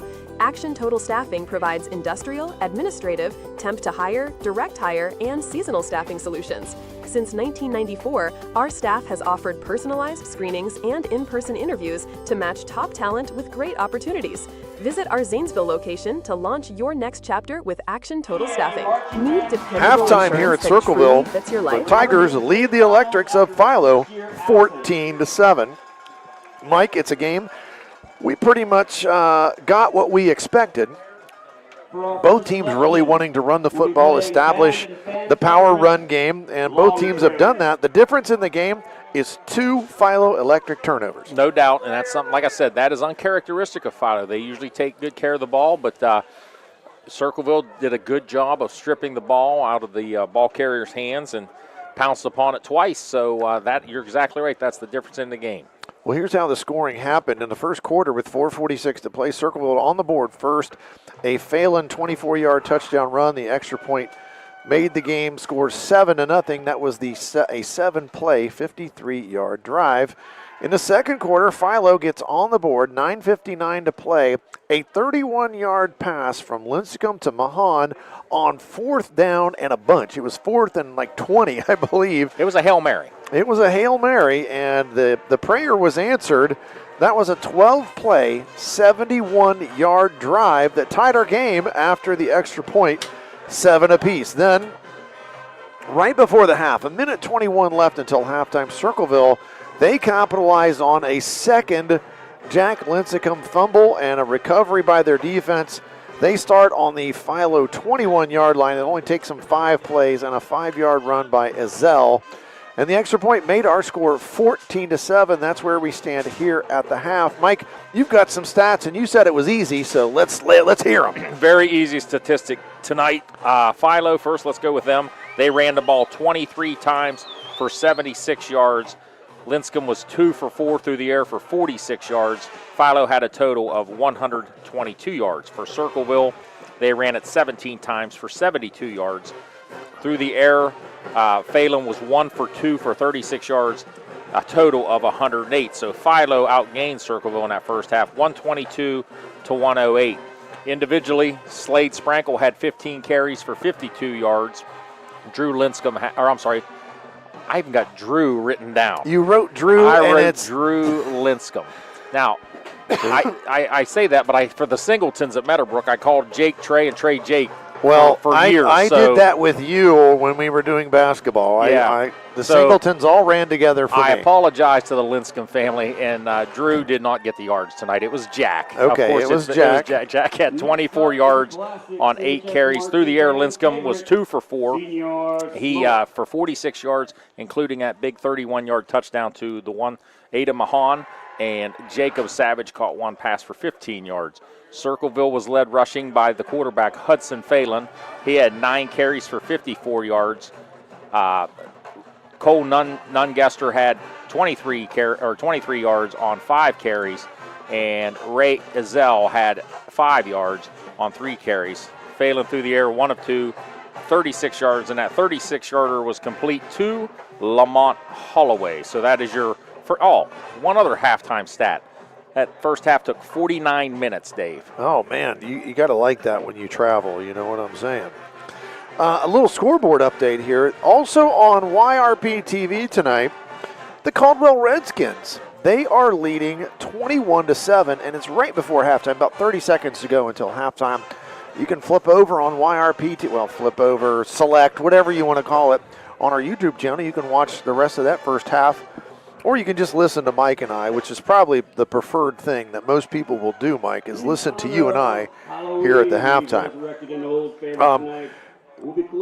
We saw what we thought we would see, teams running the football, and I don't think there's going to be there's nothing to make us think that's going to change here in the second half.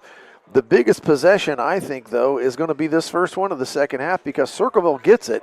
They've got the momentum. They just scored. Philo needs a stop to start this second half. I agree 100%. If Circleville is able to go down there, sustain a long drive, or score a touchdown and score, anyway, Circleville will gain a 2-score momentum. Philo gets a stop, whether it's a 3-and-out or, bend but don't break type stop. They're going to get some momentum. They score. It's right back. We're right back to a tie football game. Tie football game. Certainly enjoying the band shows here at halftime. Philo first, and now the homestanding Circleville Tigers. It is an interesting band. They do a lot of dancing, and we like to see the kids having fun, and they're certainly doing that. And I think they just were talking about at the beginning of their show how they received a really good rating at the band competition over the past weekend. Hillsboro, I got to give you another score update. All right. My alma mater, they are trailing. In the first quarter, it was 21-0 up at Miami Trace. So okay. Well, here's another thing, Dave. That was a 12 seed playing a 5. Well, this is the first week of us playing, the state of Ohio playing with 12 teams in each region. So there are 4. How many teams not even playing tonight that are still in the playoffs? You do the quick math on that. 28 times 4. I thought there were more regions than that. No, you're right. It's 28 regions. 28 regions times 4, Mike. Hold on, I'm going to get this one. 106. I got faith in you. Wait a minute. All right, 25 times 4 is 100. 3 times 4 is 12. Okay. 112 teams that are just sitting around, including Coach Board and the New Lex Panthers. Just really impressed with that team, although they did lose in Week 10 to ruin that perfect season to Sheridan. Just a really outstanding club. They've got they're well coached. They execute things. They're waiting as they are the top seed in this region. The winner of this game will travel to Indian Valley, the number 2 seed. Neither one, I don't think you really want to play number 1 or number 2 in this region. No, you do not. And both those teams have something in common. Both well coached, obviously. Yes. Well coached.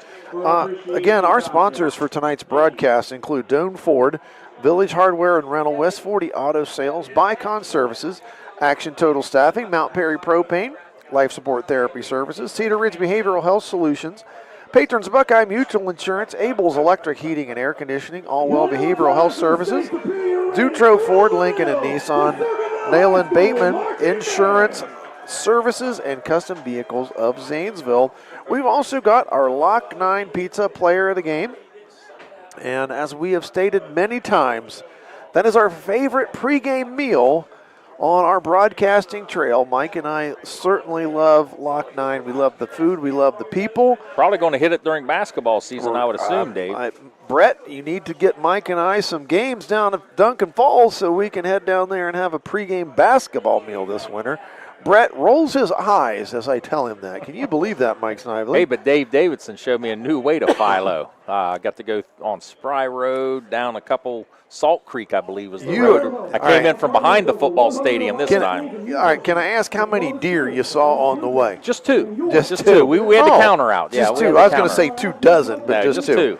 We also have a power lineman of the game tonight from Guernsey Muskingum Electric Co-op that Mike and I will need to name that person at the end of the game as well. So certainly we appreciate all of our sponsors, and again, our sponsors for those post-game awards. It's certainly a nice thing to be able to award some players with some things. It's very nice.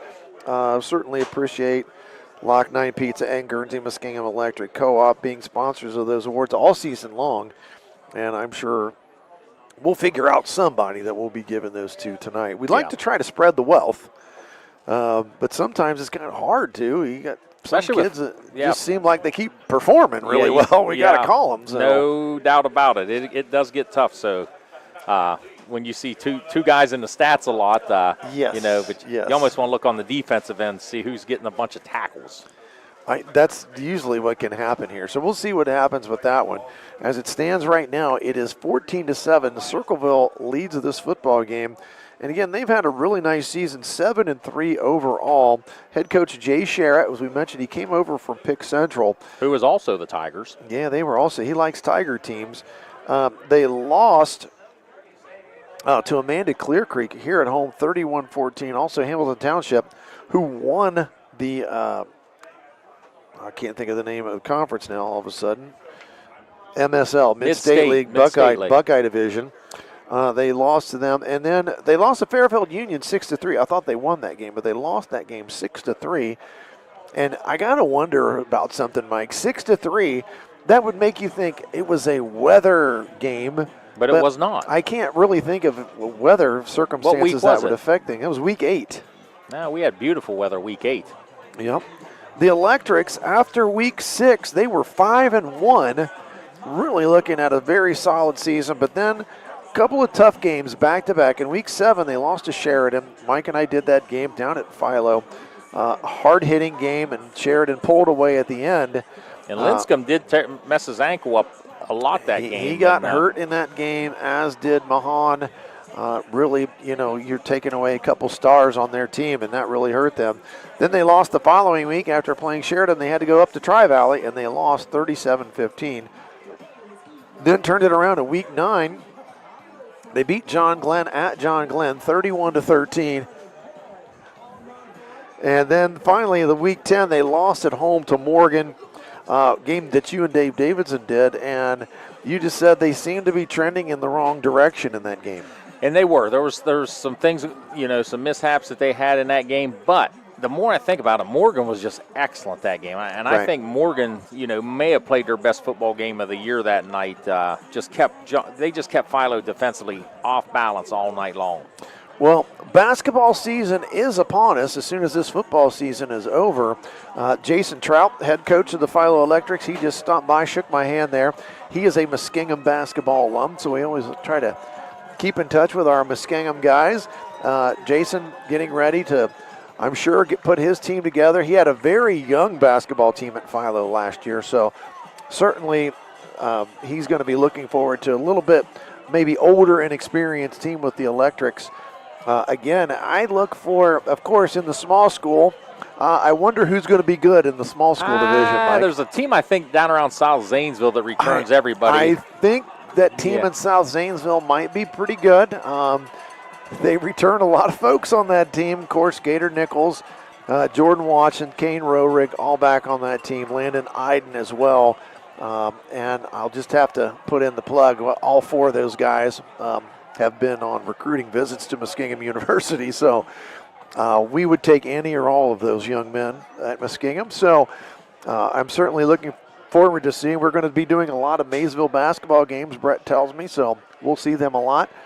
Interested to see John Glenn again. They have a good core returning. They actually beat Maysville earlier in the season. Maysville. Last year. Did you do that game with me? I did, yeah. And I believe they returned 4 starters this year. John Glenn does. They have starters back as well. They just lost the captain of the all-name team, Will Nikolazakis. Yep. Will was the fun guy to watch, too. He was a fun guy? A fun guy. Oh. I feel like there's a biology joke. There's a biology joke in there somewhere, yes. But Will was the only person that they lost off of that group. So certainly see, but those 2 teams in different divisions of the MVL. Right. John Glenn in the big school, Maysville, still for whatever reason I can't fathom, Maysville is in the small school division. But when it comes tournament time, they're both Division 4. Yeah. Yeah. So they'll be in the same basketball division. So it'll be interesting again. And that, I think, a lot of folks in Southtown are counting on a repeat championship. And Mike, you and I know that there has to be a lot of things that go right for you in order for that to happen. Well, let's talk about 2 years ago. You had Alex Ball bank it in down at High University to get to the regional final. And then last year, in the state semifinal. In the state semifinals, they kick it out. The Gator Nichols got a great bounce. Yeah, kicked it out to him and the knocked epic it down. game against Wyoming where they pulled that one out and then actually trailed in the state final game by 7 in the second half, came back and won their second state championship. So congrats to them. To us last year. In the smallest school, Coshocton really gave them trouble last year, but Coshocton graduated Alex Taylor, who is now on the roster at Muskingum, and Colton Conkle. Colton is down at Marietta. So Coshocton going to have to reload. New Lex going to have to reload in a big way as well, losing Stevens and Hanson, probably the 2 best players on their team. Team that made the regional last year and faced Maysville in the regional semifinals. Yeah, so, again, no walk in the park in the MVL in basketball, but boy, it seems to be wide open. Tri-Valley graduated basically their starting lineup. But they're going to be extremely well coached, and they're going to be somebody's got to knock them off because that's just a good basketball team, a good program, and they always win a lot of games. And we'll have to see what Morgan and also Riverview can come up with in the big school division. I got to give Riverview the shout out because Owen Emig, a basketball player at Muskingum, he is lighting it up for the Fighting Muskies. He was honorable mention all OAC last year, and he's averaging about 16 points a game in his college career right now. So we're really excited about Owen coming back here for his junior year. If you get an opportunity, come over and see the Muskingum Fighting Muskies play. We'd certainly love to have you. We've got an exciting team. We have the local talent. Nathan Walker from John Glenn is in our starting lineup. Owen Emig from Riverview. Reed Kokonis from Sheridan. So we've got a local flavor, and we certainly would enjoy having you come and see us play a home game this year. We feel we're going to be pretty solid. Picked 3rd in the preseason coaches poll. When's the last time they've been picked that high in a preseason poll, Dave? It's been a while. Yeah. It's been a while. I'm going to guess they haven't been picked in the preseason first half in a little while. It's been a while. So things are looking good up there in Muskie land. We're trying hard. Now the second half ready to get underway here. Circleville, Philo has to kick off, but the good news, they got the wind at their back, Mike. And Cohen Davis will kick this off to start the second half as they're waiting for the final 20 seconds to run off the clock here in the halftime. Halftime of high school football just takes forever. And one thing you don't see, I see Circleville has 3 return men. Usually it's 2, sometimes 1. Circleville has 3 return men. Which could lead to maybe some trickeration on the return here. Maybe a reverse handoff. We'll see what Coach Sherritt has in mind for his squad. I know being a good football coach and a state champion, he's not going to do anything to turn the thing over on the first play of the second half, I don't think. He's a fundamental guy all the way. Cohen Davis gets it underway here for the second half. The Electrics kicking off. They trail 14-7. He approaches it, foot goes to leather, end over end kick, and he's going to kick it out of bounds. And Mike, you know what happens when they kick it out of bounds, don't you? Well, I do know Circleville's going to get great field position. It always leads to a score.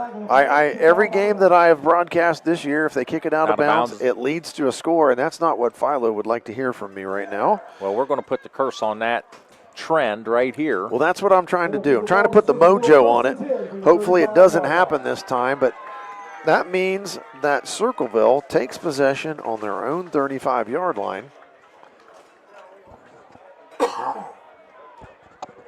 Tigers with the first possession of the second half, albeit into the wind here. It's a stiff breeze from left to right on the video display and also across your radio dial. A lot of white jerseys close to the line of scrimmage. And that powerhouse backfield, this time it's a flip to the left. It's Ezell trying to get the corner. He turns it across the 35 to the 37. Just going to get a couple of yards. Philo did a good job stringing that play out and getting him to the sideline. A pickup of 2 on first down, 2nd and 8 for the Tigers. Yeah, nice job there by the Electrics, stretching that thing out, making Ezell get all the way to the sideline, only picking up 2. And they need a stop here to get the momentum back here so they can get possession of the football and try to tie this thing up. Circleville scored to end the half basically, and now they're trying to stick it in the end zone again. Rolling to the right, he's going to throw it downfield. He's going to overthrow. His man is intercepted. Almost intercepted. Mahan left his feet and almost brought it in. I thought he had it, and then when he hit the ground, it popped out. Nice effort, though. Brings up 3rd and 8 for the Tigers. I do worry about how Mahan landed. He landed on that left shoulder, diving, trying to reach for that interception, so hopefully he's okay. Kind of landed on the ball a little bit there, too, so that's a tough one. But he shows no ill effects, and he gets up to play his cornerback position. Circleville now going to roll to the right. Phelan throws it out into the right flat. Ezell trying to make it upfield and get the first down, and I think he went out of bounds before he got to the first down marker. He's going to be about 2 or 3 yards short. I think he's a couple of short, but I think they're going to try to snap this quickly. They get right up to the 40, and they do snap it quickly, handoff, and Nungester is going to get the first down. They ran some players onto the field quickly, snapped it quickly to try to catch Philo a little bit off guard. They might have done it a little bit, and they get it out to the 47. That's a first down for the Tigers. Just wonder if that's something they've done all year, Dave, knowing, if they get it to 4th and short, that they got that package in where they just run the ball right there quickly. First down from their own 47. First possession of the second half. Circleville. Clock now goes to 11 minutes to play in the third quarter, so 1 minute into this third quarter. He's going to drop back and pass it again. Now he's flushed out of the pocket, and he's hitting the backfield, but spins out of it, throws it downfield, and it's incomplete. Did a nice job avoiding the rush. Philo had a free run at him, but could not get him to the ground. Phelan, shows some mobility back there, some escapability, probably by having that escapability saved his team 10 yards. He sure did, because he was going to be brought down back close to the 40-yard line, but spun out of that attempted tackle and was able to get the pass off target, but saved the sack. So they come out and throw it 2 times in the first possession of the second half. Back to the run game. It's Nungaster, and he's not going to get anything. Right there, he's met by Stoner. And that's a gain of nothing. 3rd down and 10. And Philo again, a down and distance that favors the defense. Let's see if they can get off the field this time, Mike. Yeah, Circleville subbed in 5 guys on this play. And was that the 5th one that just came on? That was the 5th one that just came in. 5th one that just came on, so maybe some receiver types here, and they don't have anybody in the backfield. Number 2's lined up really, really deep here. It's Phelan. Oh, and they jumped too quick. Yeah, that's going to be illegal procedure. That's going to back him up 5 more. Yeah, Ezell was lined up extremely deep here, kind of like they were going to try to throw that little bubble screen. Bubble screen, yeah. just looked a little sketchy, 5 yards behind the first receiver. 3rd and 15 now for the Tigers. Philo looking at down a distance that favors their defense here, but if Circleville could get 12 yards, they would probably try to go for it again, being on the Philo side of the field, but they've got to pick up at least 10, I would think, here to make that a realistic try. Phelan going to hand it off. Azel's got some room across the left side. He gets the first down and more, 40, and he's brought down from behind at the 35. Let's make it the 34-yard line. He got 24 yards there, Mike, on a 3rd and 15. Boy. The one I did see possibly holding, but it was not called on that offensive line. So now a 1st and 10 for the Tigers at the Philo 34, and that was a huge play. 3rd and 15, and Philo can't get the stop. Now Circleville to the line of scrimmage, tight formation. They've tried to throw it a little bit out of this formation. Yeah, double tight end here with a wing and 2 backs. I'd look for the tight end here, but he's going to run it himself. Phelan turns, spins, gets to the 30-yard line, hit hard, spins off that, and gets to the 29. Picks up 5 more yards. So 59 yards on 10 carries. Phelan averaging almost 6 yards per. And that was Lincecum in on the tackle there. Lincecum's been very active defensively tonight, too. I've noticed that as well. 2nd down, 5 for the Tigers. First possession of the second half, 8:45 to play in this 3rd quarter. Phelan going to run it again, this time to the left side. He gets across the 25, down to the 22. Number 7, Hudson Phelan, the ball carrier. A pickup of 7 and another first down for the Tigers. And now this is a must stop here for the Electrics. No doubt about it. They trail 14-7 to the Tigers. And Circleville trying to do what the Patriots did so well in the NFL. Score right before the end of the first half and then get that ball to start the second half and score again. You said used to do. Yes, used to do. Although they are having not bad a this good year, season. yeah. They are having a really good season right now. Phelan going to run it to the right side across the 20. Down to the 18-yard line, picked up 4. 2nd down, 6. This will be the 11th play of the drive here to start the second half. And this is what they did last week to Bloom Carroll. They just ran the football, and Bloom Carroll couldn't stop them. You're exactly right, Dave. 2nd and 6. And it's a running formation. It's a pretty tight formation. Phelan under center. Throws second man through. It's Nungester. Nungester 15, 10, 5. Knocked out of bounds before he can get to the end zone at the 1. A pickup of 17 yards for Nungester, and now it's 1st and goal from the 1. Not good for the Electrics right now. The one good thing is about this drive, Circleville hasn't used a lot of clock. It's marked out at the 2, not the 1, so he picked up 16. 1st and goal for the Tigers. They lead 14-7, looking to play add-on here at the start of the second half. Nungester hit in the backfield, and that's going to be a loss of a yard. That was big. That was Franco, I believe, on the tackle. Brought down by number 2, Slade Franco. They read that very well. Penetration inside, and that is a loss of a yard. Now 2nd down and goal from the 3. That'll bring up 2nd and goal from the 4-yard line. Philo trying to bow up here and make a stop. 6:46 to play with the clock moving in the 3rd quarter. Most important possession here. It would be a stop here for Philo in the season. Phelan going to roll. Now he's going to try to sprint ahead, and he's going to be brought down for a loss. A slow developing play, and he's going to lose 3 more, back to the 6.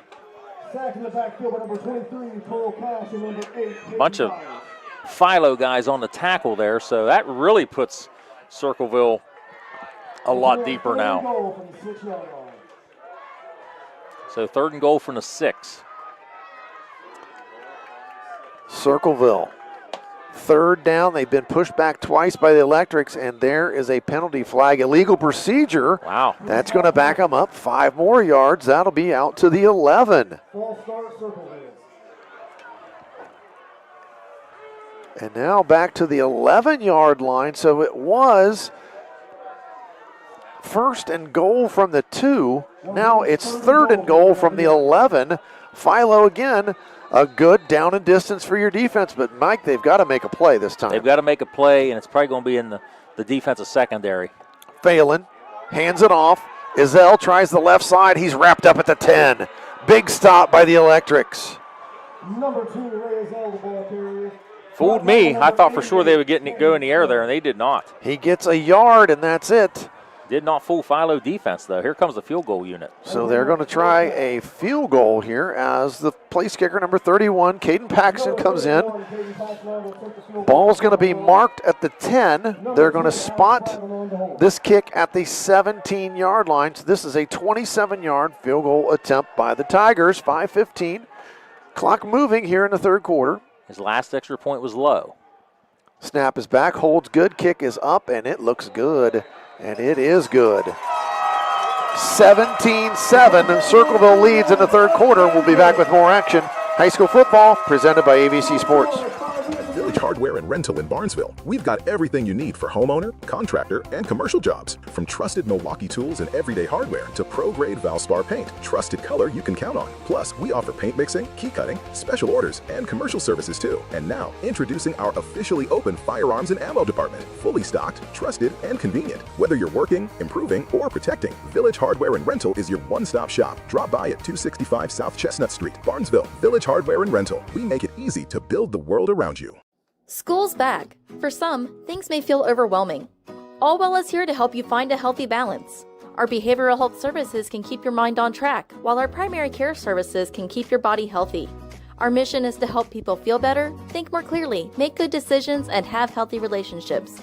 We have offices in Zanesville, Coshocton, New Lexington, McConnellsville, Caldwell, and now on Wheeling Avenue in Cambridge. Visit us at allwell.org.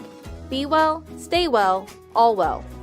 Third quarter action continues with a kickoff from the Circleville Tigers, and it's a little pooch kick that drops at the 40-yard line and just dies right at the 40.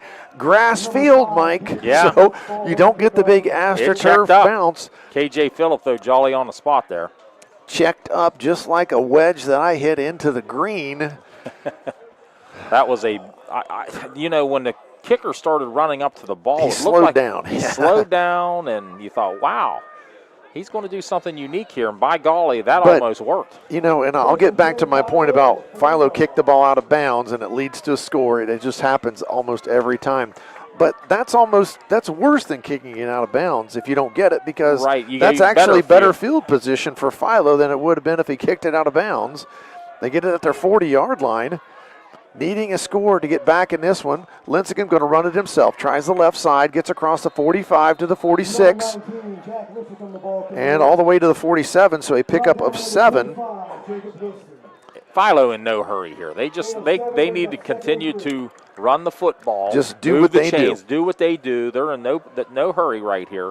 But that last drive from Circleville was almost 7 minutes long, Dave, so that took more time off the clock than I anticipated. And that's what they have done. When they get into the lead, they are able to play keep away from the other team with their run game, and they did it very well until they got down to the 2, and Philo got the stand, made him kick a field goal. Lincecum wants to throw it, and he is under pressure, and he is going to go down all the way back at the 38-yard line.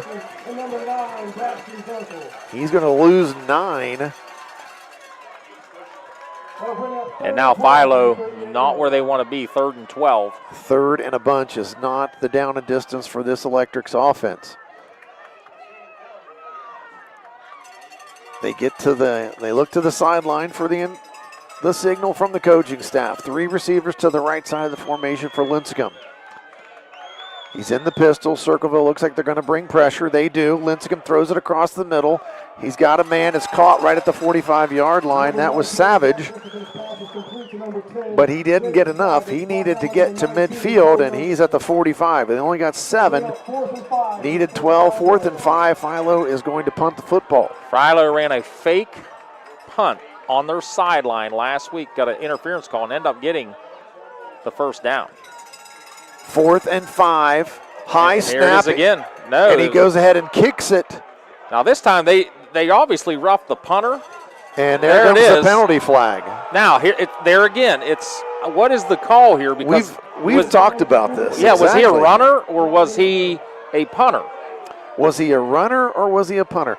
And that was a play that really decided that very first game of the season that we did, the Maysville John Glenn game, because Landon Iden, he likes to he'll run the ball, but at the last second he'll pull up and kick it. And so is he a runner or is he a kicker? And in this case, they determine he's a kicker, and guess what? Philo gets the first down by penalty. I like the call because not the roughing the punter, but the fake punter. It looked like a fake punt, but the rugby style, because there's no rule that states it clearly what happens there. But nonetheless, another good special teams play call 2 weeks in a row on the punt by Philo. And let's also say the folks here on the Circleville side of the field are not happy. Not happy at all about the call, but I believe it was the correct one.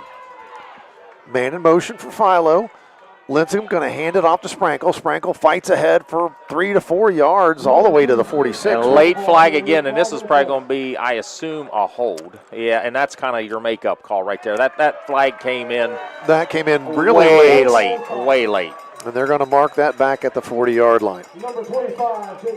Now, what we need to talk about is the clock situation, because now it's at 3:01, and this is Philo's first possession of the second half. Right.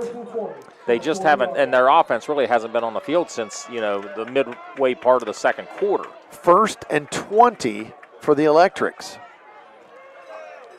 Snap back, Lincecum's going to hand it off. No, he keeps it himself. Fights forward across the 45 to the 47. Good hard run from Jack Lincecum. He gets 7 of those yards back.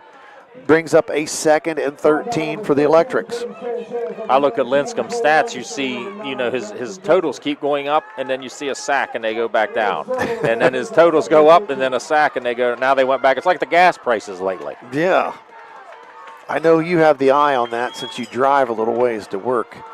I don't really pay that much attention to it, being the retired fellow that I am in New Concord. Sprankle gets the carry, and he fights forward and gets all the way into Circleville territory down to the 45. He picked up 8 more yards. Sprankle's at 60 yards on 16 carries. 3rd and 5 now. The Electrics have made up the penalty yardage. They've got a 3rd and manageable, and I would assume they got 2 downs to try to get this first down. And I think you just run it hard with Sprankle and with Lincecum, 2 plays.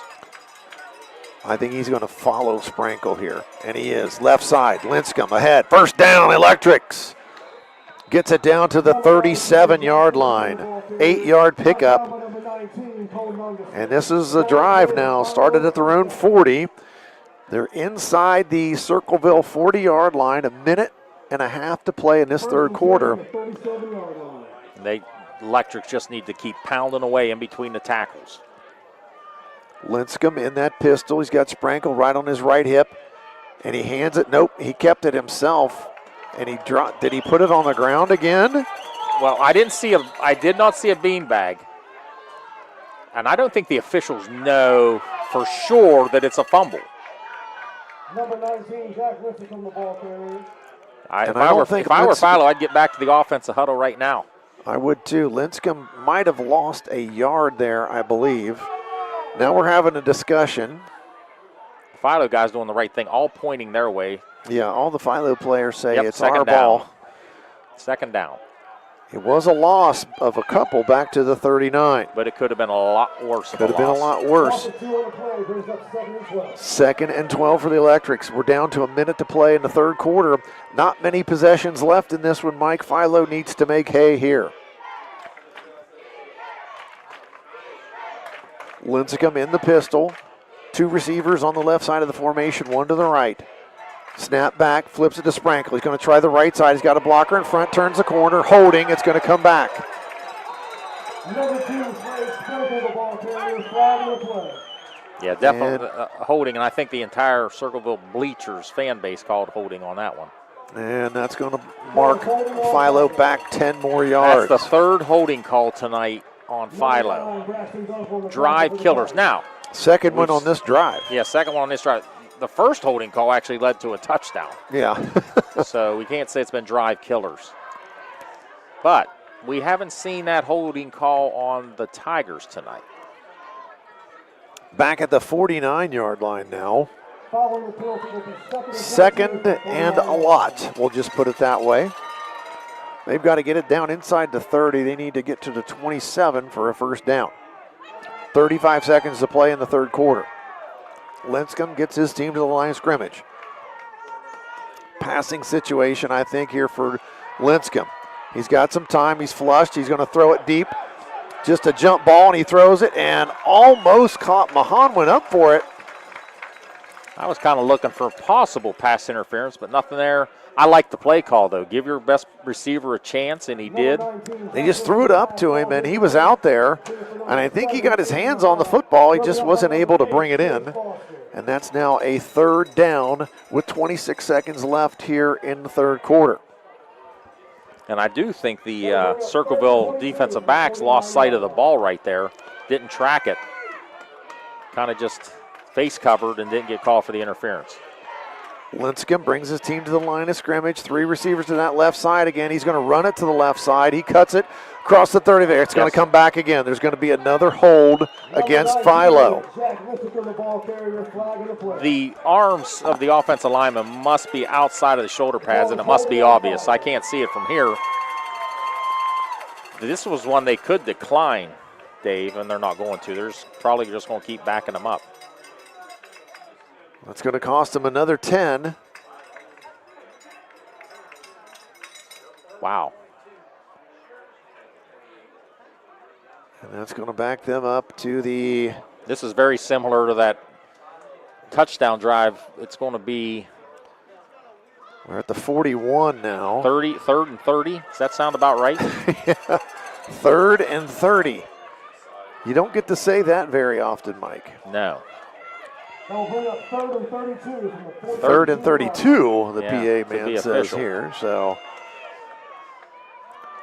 Philo looking for nothing short of a miracle here on third and a boatload. Going to throw it out into the flat to Sprankle, and he's got a block.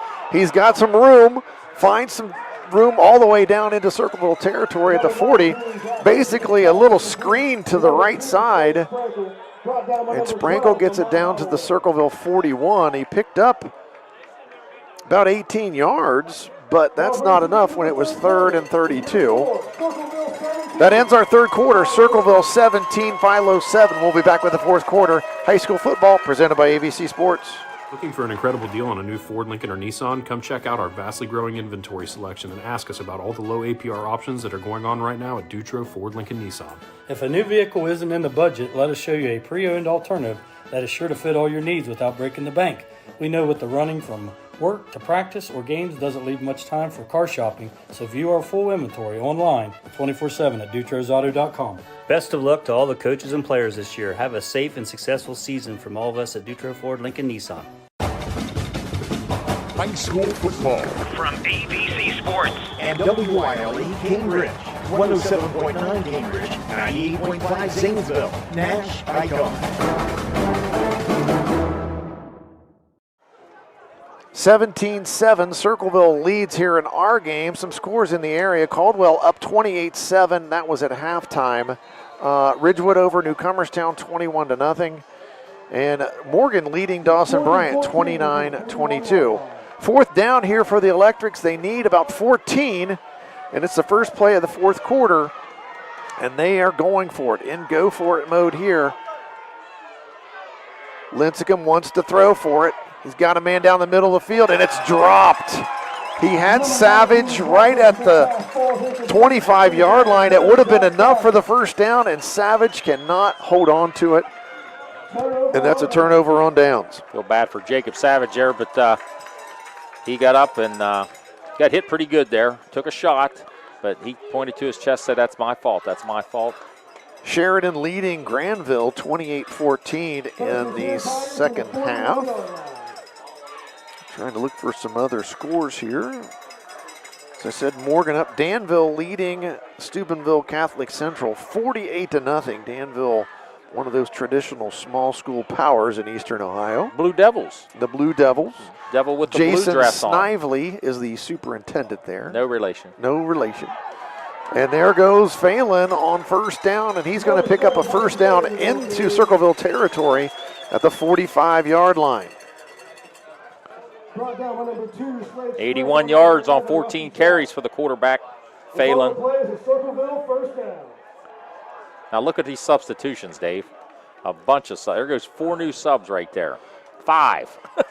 5, they substitute in droves. 6. Well, that's the quarterback going in. No. Nope, that's not the quarterback. 6 subs on that. So everybody subbed except for the linemen, the 5 linemen. So Circleville to the line of scrimmage. They're not in a hurry. They've got a 10-point lead, 11 and a half minutes to play in the game.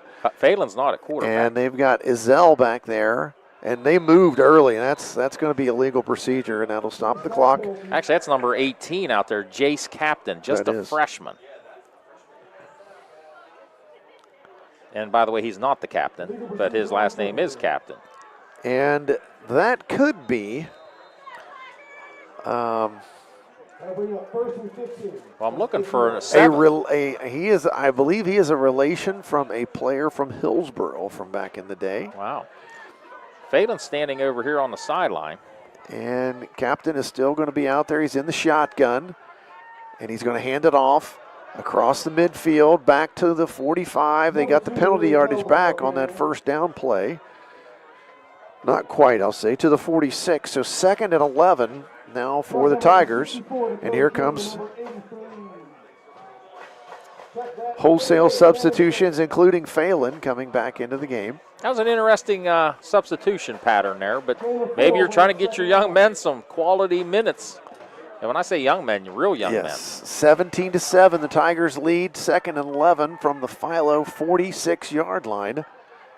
Philo needing a stop. Phelan going to carry it, and he's brought down at the 41-yard line. Picked up 5. Sprankle on the tackle for the Electrics. 3rd down and 6 yards for the Tigers, and this is must-stop time for the Electrics, because the way this game has been, this is only the 3rd possession of the second half. Unbelievable. And if you want to get a stop here too, you don't want to put them in where they can go for it on 4th and 1. Right. How we saw earlier, where they hustle up to the line and go for it on 4th and 1 or 4th and 2. You want 3rd and 6. Yep. You need a stop here. They're going to flip it back, pass. And he was wanting to throw it, Nungester, and he's going to run for it, and he's knocked out of bounds. Boy, he got it. Yeah, I believe he got it. And they mark him at the 34-yard line, and that's enough for the first down. They had a chance to get him in the backfield, and they didn't get it done, Mike. And here comes the hustle up to the line. Philo's still substituting. Handoff, Nungester. Hit and brought down after a short gain. Might have got to the 31-yard line. A Philo man down. Sprankle on the tackle again, and that's going to bring up 2nd and 7 with an injured player down for the Electrics right now. What I will do, we'll try to go back and update some scores here. Ridgewood leads Newcomerstown 28-0 net game in the 4th quarter. We're in the 4th quarter here, 9:25 to play. Circleville with a 17-7 lead. Caldwell now leading Grove City Christian 35-7. Danville over Steubenville Catholic Central 48-0. Morgan 29, Dawson Bryant 22. That looks like a pretty good game. That's in the 3rd quarter. Sheridan leading Granville 28-21. That's in the 3rd quarter. Garaway 42, Mineral Ridge 7. That's in the 3rd quarter. Union Local 14. Afrocentric 12, that's in the 3rd quarter. That's all the scores I have on I haven't really looked at the other ones yet. World Series tonight? Is it tonight? Should be back out in L.A. tonight. We'll have to see here. I got to look that up. Now you make me want to know, Mike. It's the top of the third, 0-0. Dodgers and Blue Jays. It's in Toronto. The last 2 games are in Toronto. Oh, I'm sorry. It's in Toronto, yes. The Blue Jays. That was number 8, and he's walking off on his own powers. That's Peyton Byers. He's a senior, walking off under his own power. That's good to see, but walking a little gingerly. Ernie Clement, third baseman for the Blue Jays. Played golf with him. Where? At the Virtues? Okay. Yes. He and some of his buddies used to come out from the Clippers a lot. Yeah, come out to the Virtues. One of them. I played with Ernie one day, and a heck of a golfer. He is a really good golfer. It's, man, the wrist, they just flick it. Flick it. But good to see him having some success. Hate to rub that in if you're a Cleveland Guardians fan, because he was in the Guardians organization, and they gave up on him. Traded a lot of guys to the Blue Jays this year. They gave up on him, and he has now found a home with the Blue Jays, and he's playing in the World Series. And if they can get one tonight, they're going to win it all, which everybody in America, I think, is rooting for the Blue Jays except people in Southern California. Right. I remember where I was the last time the Blue Jays won it. Joe Carter home run, the walk-off. I was in college. Collage. I was in college, and he hit that line drive down the left field line. Hopped around the bases, basically, didn't he? We have a little delay here, and I'm trying to figure out what's going on here. The officials called an official timeout. Well, it's giving us the time to talk about baseball and other things going on here. The Fall Classic, which drags on now until almost November, which if there's a Game 7, it'll actually be in November. Winter League starts next week for baseball. Baseball is one of those sports where they play year-round. They just go find good weather. Are we having trouble with the I think we're having trouble with the play clock, maybe. No, I don't even think it's the play clock. That way. Is there a laser? I don't know what is somebody pointing a laser from up on the field here? That would be a guess. I don't know. Anyway, second down now for the Tigers. We've got 9:25 to play in this ball game. They are sitting on a comfortable, as it seems right now, 10-point lead, 17-7. Possessions few and far between in this football game. This is only the third possession of the second half, and it's the fourth quarter. And they've got that big power backfield, and Phelan's going to keep it, and he powers across the 25. They can't get him to the ground inside the 20, and they finally throw him out of bounds down around the 17-yard line. Closing in on 100 yards is Phelan. He's at 98 yards on 16 carries. And they're going to say he's at the 18, so another first down, though, and the Tigers looking for one of those scores here that could pretty much shut the door on the Electrics if they can get it in the end zone. Philo, on the other hand, they need a stop, and they need a stop now. First and 10, 18-yard line of the Electrics. Phelan, he gets the Electrics to jump offside, and that's going to be a 5-yard penalty. Offside, Philo. Right now, things come a little unraveled on this drive for Philo. They've got to glue it back together and try to get a stop here if they want to have any chance to win this game. Well, the winner of this game is going to go to Indian Valley and face Grady Kinsey, who is one of signed with Air Force. Could be a Mr. Football. Could be Mr. Football this year in Ohio. Correct. He is a running back extraordinaire, and they have just a solid football team. He has tree trunks for thighs. You know, they've won 24 games in a row. And they're going to run it behind Ezell, and he's going to get in the end zone. That's a touchdown, a 13-yard run for Ezell, and he gets in the end zone. The Tigers now lead 23-7, and I just don't think there's enough time left in the game for the Electrics. Yeah, 3-score. Well, this is an important extra point. Yes, it is. Because this could make it a 3-score game. Right now, a 16-point lead. Obviously, 2 scores and 2 two-point conversions would tie it, but that's why this makes this a big extra point. 23-7, our score awaiting the PAT from the Tigers. Paxton on for the extra point, and they moved. I mean, you got to throw the flag. Number 12 backed up into the backfield. And they're saying it's going to be on Philo. Philo jumped off sides to induce the movement on the offense is going to be my guess. Now they may change the call because we saw the official here on Circleville sideline pointed it was on Philo. Nope, they're going to, it's illegal participation? That was the signal. It's kind of strange. A lot of times, if they're still going to kick it, a lot of times they just decline it. But they do move it up the 1.5 yards to make it a 18.5 yard PAT instead of a 20-yard PAT.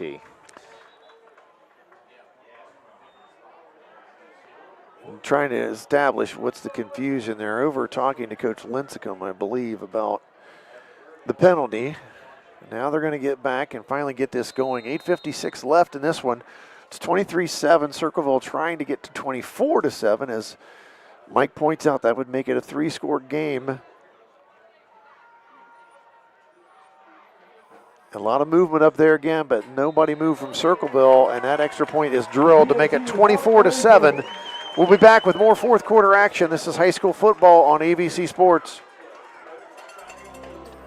Life is full of unexpected twists and turns, and sometimes we need a helping hand. At Life Support Therapy Services, your well-being is our priority. Our experienced therapists offer compassionate support tailored to your unique needs. Schedule your confidential in-person or telehealth session today by calling 740-487-1768 or by visiting our website at lifesupporttherapyservices.com.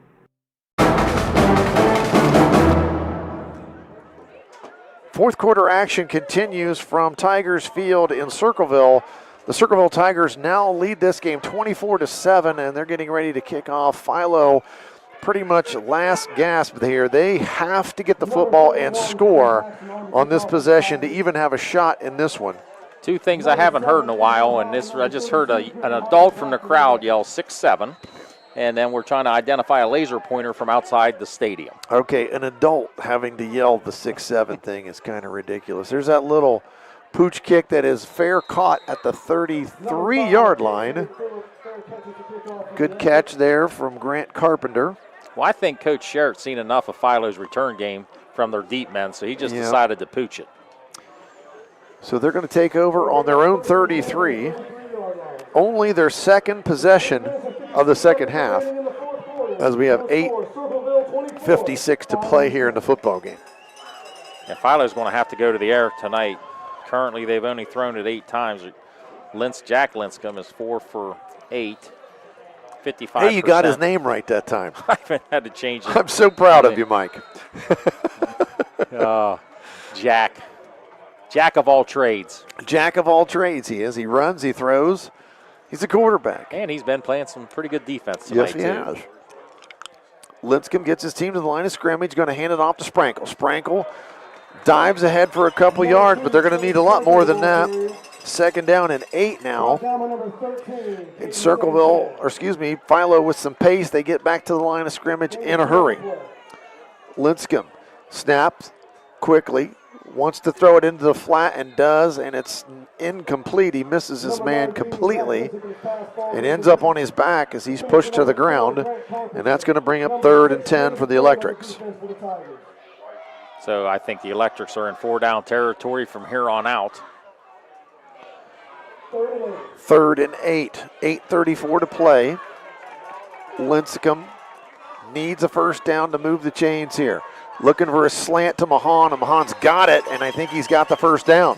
It's going to be close. Yeah, they did signal a first down. They signaled the first down, a 10-yard or 8-yard pickup, and they needed 8 to the 43. Mahon's second catch. Quickly to the line of scrimmage. Lincecum's going to run it himself this time. Gets across the 45 to the 46-yard line. Short pickup of 3. Maybe got 4. Well, it's a 3-yard gain. 2nd and 7 now for the Electrics. 8 minutes to play in the football game. Philo moving quickly. Well, they kind of stopped there to get signals from the sideline. They're going to have to move with a little more pace in between play. Hand off to Sprankle right at the middle. 50, 45, 40, 35, 30. 25, knocked out of bounds. Slade Sprankle with a great, and I'm looking to see if they're going to call holding, which they have called many times against the Electrics tonight. That's going to put Sprankle for the season over 1,300 yards. That marks him at the 20. They got 26 on that carry, just what they needed. 7:42 to play. Philo desperately trying to get back into the game. It's 24-7 Circleville. Linscomb, snap, straight back, wants to throw it, throws it down the sideline, looking into the end zone, and it's picked off. Intercepted in the end zone for a touchback.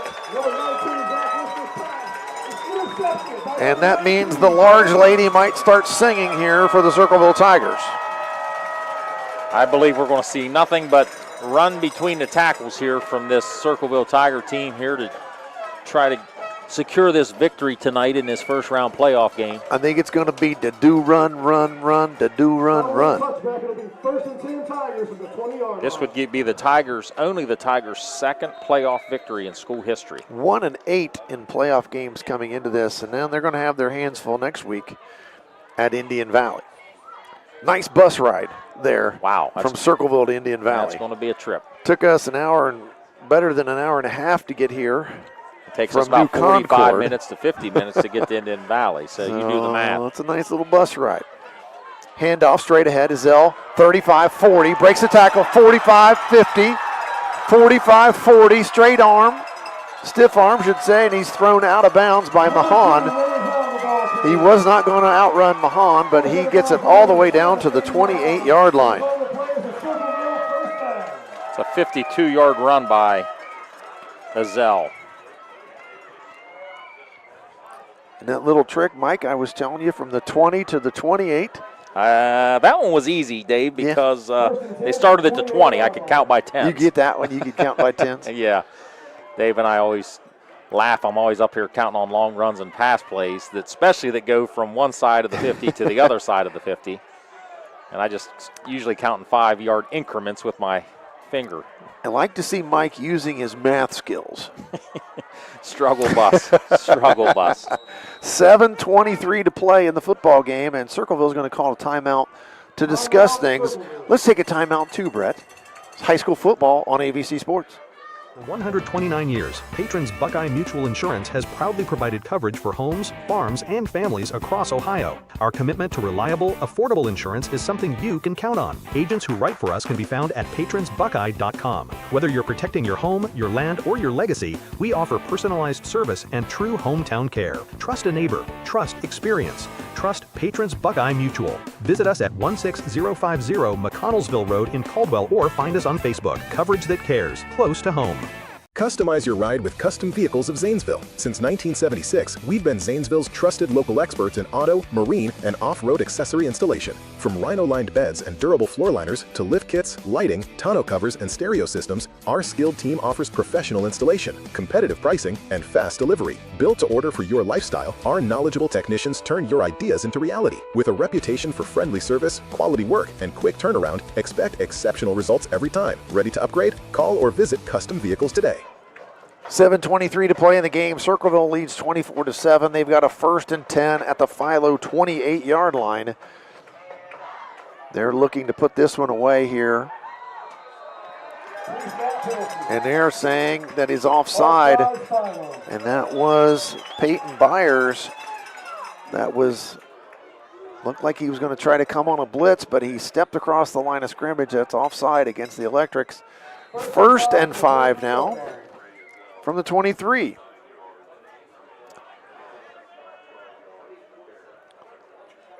One second off the clock there, 7:22. Circleville to the line of scrimmage. Handoff, nope, Phelan keeps it, and he's going to be brought down for a loss of 1. Number 7, Hudson Phelan, the ball carrier. Back to the 24. Brought down by number 8, Peyton Byers. 2nd and 6 now for the Tigers, and they've got an injured player down on the field. So we're going to stop the clock here with 7:05 to play. Circleville closing in on 2 100-yard rushers. Right now we have Ezell at 96 yards and Phelan at 97 yards. Brisker hobbles off the field for the Tigers. Nungester 53 yards, so the three-headed monster for Circleville doing the damage on the ground. To the line of scrimmage, 24-7 now, under 7 minutes to play. Tigers looking to put the nail in Philo's coffin here. Nungester got room on the right side. He's going to be brought down. Great tackle in the open field, and that's the quarterback, Jack Lincecum, making a very nice open field tackle. But it's a first down at the 16-yard line. He picked up 8. Now 63 yards for Nungester. So the rushing yardage piling up for the Circleville Tigers here in round 1. Brett Klein looking forward to doing more high school volleyball for AVC Sports next week. Tomorrow even. Regional finals tomorrow. Pickerington. Mike Snively's Meadowbrook Colts in action tomorrow. Oh, there's a penalty flag thrown from deep, and that's the holding official because he's been calling them all tonight. It's that guy over there. It's been him every single time, and he whizzed that one in there from deep. There's that hold when it really doesn't matter now. And he said, I got hold again. I think he might be getting paid per holding call tonight. You're right, Dave. He throws that thing from 20 yards because from the that's play. Been his favorite tonight. Boy, he called him against Philo early. That flag came out as soon as the ball was snapped. I mean, that was pretty quick. 10-yard penalty back to the 26-yard line. Like somebody in his ear said, hey, Philo has 4 holds against him and Circleville has none. Oh, okay. I'll take care of that. 5:56 with the clock moving now in the football game. Circleville now 1st and 20. And Nungester's going to get a carry on the right side again. Cuts back, has to dodge the official, and he's going to pick up a first down. Well, close to the first down. He got all the penalty yardage back plus 8 more. Well, 7 more there. So let's give him 17 on that carry, Mike. That sounds good. He's at 80 yards now. It's possible. I mean, it's possible. They could have Circleville could have 3 100-yard rushers in the same game. And most of this has been in the second half. Second down and a couple for the Tigers. Inside the Philo 10. Clock now almost 5 minutes left in the football game with the clock moving. Phelan gets his team to the line of scrimmage. A late substitution here. One man short. They bring in somebody late. Fake handoff, and Nungester gets it, and he refuses to go down and fights his way into the end zone. That's a touchdown, and then we've got penalty flags flying afterwards. Boy, multiple flags as they all fly high in the air, and I feel like we're going to have another one of these offsetting personal foul calls again. Nungester, though, with the 9-yard touchdown run. We're waiting for them to sort it out. This is going to be the second time that flags have flown, multiple flags after a Circleville touchdown.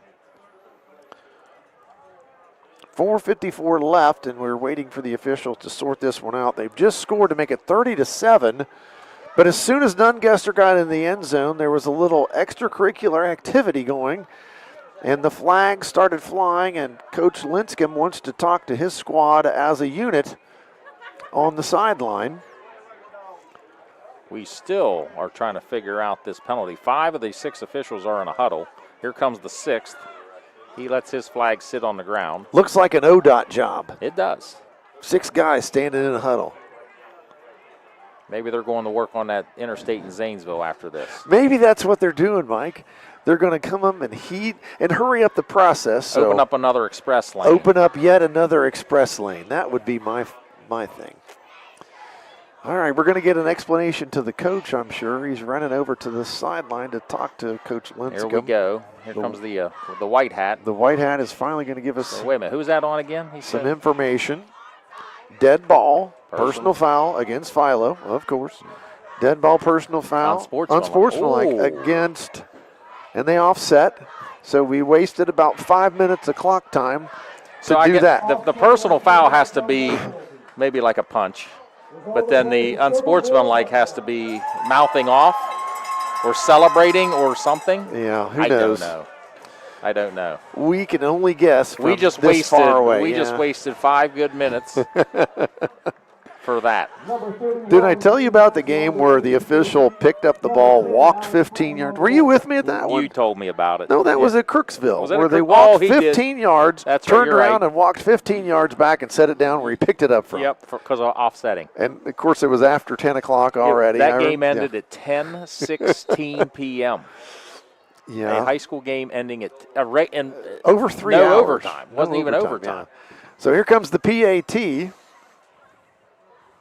And we're waiting to snap. Hold is good. Kick is also right down the middle. And that makes our score 31-7. We'll take one more break here. High school football presented by ABC Sports. All of us worry about the extremes of Ohio weather, but there's one thing Mount Perry propane customers don't have to worry about: remembering to order propane before their tanks run dry. Mount Perry Propane is now offering tank monitoring, a free service for their autofill customers. The monitor will alert their expert delivery techs when your propane tank level is getting low, and they'll automatically make a delivery, and you get a discount on propane. Rest easy and let Mount Perry Propane take it from here. High school football from ABC Sports and WYLE Cambridge, 107.9 Cambridge, 98.5 Zanesville, NASH Icon.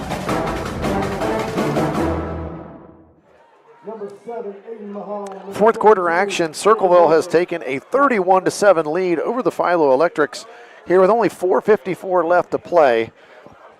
So now it's just a matter of what's the final score going to be. Circleville will advance. Here comes in the pooch kick. State playoffs here in Division 4. They're going to play at Indian Valley next Friday night. And a fair catch made on that kickoff at the 43-yard line. So that's where Philo takes over, 1st and 10. You know, that's a tough job by the kicker to kick it that high, but that short. Mm-hmm. Well, he's got his lob wedge out for that one. He does, and he's also, you know, gets underneath that football, gets it up in the air. First down for the Electrics. You know, for Halloween night, Dave, I haven't seen many costumes. We haven't seen. I do see Spider-Man because I just heard a fan yell Spider-Man. And Spider-Man is down there on the sideline. Yeah. Not seeing many other costumes up here tonight. I'm kind of disappointed the cheerleaders didn't go with the costume thing. Sprankle's going to carry the football across 45, 50. Here comes a holding call. Here comes Mr. Hold throwing his flag in at the last minute. Camden Stoner pancaked the player, and I don't know if they're going to get him for a hold. And Stoner can't believe it. He turned around and covered his face. Couldn't believe it. And that's going to mark Philo back. And I've lost track of the holding calls, Mike. 4 or 5 on Philo, 1 on Circleville. I've never seen this many holding calls in a high school game. And that's going to be back now at the 37-yard line, which is a weird spot. I thought they would mark that from the line of scrimmage, but I guess it was from the point of the infraction. Must have been 4 yards downfield on the hold. Linscomb going to run it himself, bumps into his own man, bounces it out, makes a man miss, gets across the 45, lunges ahead to the 50. Nice pickup on first down. He picked up 13 to get it to midfield. Got the holding yardage back, plus now it's only 2nd and 3 for the Electrics. Bad news, clock now at 4 minutes to play in the football game. And I just think right now Philo is just trying to piece together a drive here to cap off the season and score a touchdown. One more drive, get it in the end zone. 3:50 now, clock moving. Linscomb. He's going to run it to the right side. He's got blockers in front. He's going to bounce it out across the 40 in Circleville territory. Marked at the 37, so another big pickup for Jack. That's 13 on that carry. 64 yards for Linscomb. That last holding call, when Sprankle carried the ball, that would have taken him over well over 100. But he's at 92 right now. Sprankle just been a workhorse for this football team. I mean, it's been him and Linscomb carrying the football all season long. All year long. You know, week 11, his body's got to be hurting, and he's going to get thrown down in the backfield. Linscomb should have kept it there. If that was an option play, he should have kept it himself. A loss of 4 for Sprankle, back to the 41. Clock now under 3 minutes to go in the football game. Circleville on top, 31-7. They will play at Indian Valley next Friday night. And the wind has stopped blowing. I'm looking at the flag, and it is just straight down, but it does feel cool coming in through the press box. Linscomb keeps it this time. He faked it to Sprankle, and he's got yardage up the middle of the field. He's brought down all the way down to 31. He got 10 yards. 75 yards for Jack tonight. And you got the name right again. Good job, Mike. He's second and 4. He's Jack the rest of his career, although he's a senior. So. Yeah, he doesn't have much career left. Circleville, young man was trying to hop off the field. He's got an ankle issue there. But now down to the ground. They're going to come out and take a look at him. He's still trying to get off the field on his own power. Isaiah Mankin. He's just a freshman, Dave, out there playing D-line. 5'10", 240. Well, Philo going to finish the season at 6-5. As we said there, after week 6, they'd only lost 1 football game, so probably a little bit of disappointment for the Electrics not finishing on a better note. Week 10 lost to Morgan. That one hurt as well. Lost 3 out of the last 4 weeks, and now it's going to be 4 out of the last 5. Linscomb, senior quarterback, going to have to replace him. Sprankle, just a junior, though. Linscomb cuts back across the 30. Inside the 30, the 28. He's going to be short of the first down by about a yard or 2. Speaking of juniors, Sprankle's a junior, but there's a lot of good junior running backs I noticed this year in the MVL. Well, how about Levi Wade from Tri-Valley, a sophomore? And he's a sophomore. And then you got Russell from Sheridan, a junior. Bankus from Morgan. Yep. And then Brayson Hill. He's almost a running back. Although last Friday night, Mike, they threw the ball like the first 6 plays of the game, which I was shocked. Good throw to Mahan. Mahan makes a man miss. 20, 15, 10, touchdown. Aiden Mahan from Jack Linscomb. It's a 28-yard touchdown pass.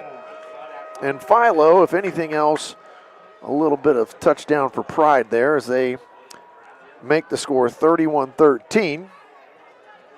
They're going to kick an extra point here with 1:12 left in the game.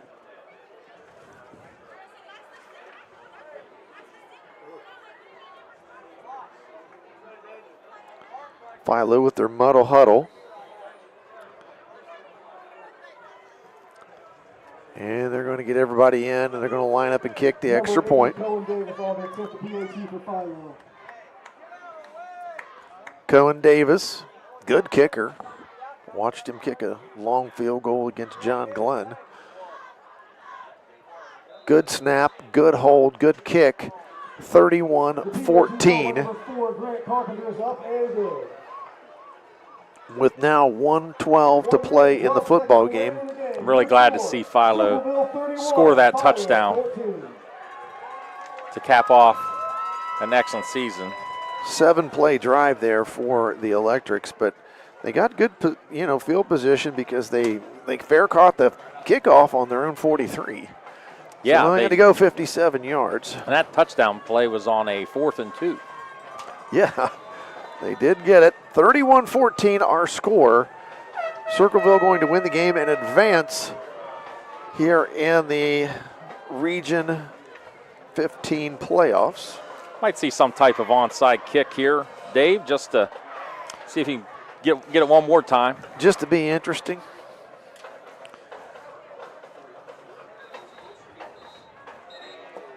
We'll check here when we end the ball game. We'll take a commercial break and we'll check on some other scores around, give those and a statistical breakdown, and then we'll get out of Dodge for our broadcast tonight. Again, we certainly appreciate everyone tuning in, whether it's on the radio on NASH Icon or on YRPtv. And there's going to be a little pooch kick.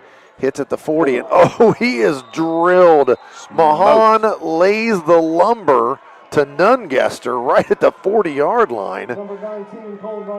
That was the slobber knocker of the night for sure. Man, Mahan lays the lumber on the kick, but he did catch it and hang on to it. That's the key, though. Nungester, got to give him credit because he took a smacking. He gets the last laugh on that one as he held on to it. And Circleville now with 1:09 to play has the ball on their own 40-yard line, and this is basically victory formation time for the Tigers. I don't think the Electrics are interested in stopping the clock. And it looks like it's going to be victory formation. It's going to be victory formation. I don't blame them. Let's snap it and get out of here with a win. A playoff win, only their second one in 10 tries. And Phelan just going to take a knee, and that's going to start running the clock down. He's only going to do it one more time. Philo substituting wholesale-wise there. A bunch of young guys coming on the field. Linscomb coming out of the game for the last time. Senior, his high school career now wrapping up for the Electrics. Tell you what, those are tough moments. Senior, your father's the coach. Been through that That's one. That's a tough one, yeah. Yeah, been through that one myself. Dakota Kinney also coming out of the game for the Electrics. He's been our lineman of the game a couple of times this year. And there's the last snap of the football game. That's going to end it. Circleville wins here in the Division 4 Region 15 playoffs. They beat Philo 31-14. We'll be back to wrap this broadcast up in just a minute or two. This is high school football on ABC Sports. It's that time of year again. Football season is upon us. Hey, Mark Kelly here with Bicon Services, wishing all our local teams a great and successful year. As your premier commercial building contractor, Bicon Services is ready to tackle everything from small facility renovations to large industrial expansions. We're here to handle all your commercial and industrial needs under one roof. So while you're out there scoring the winning touchdown, let us work on making your next commercial project a success. Bicon Services, building the future one project at a time. I was sitting in my car and it wouldn't start. I lifted the hood and the engine was falling apart. What would I do?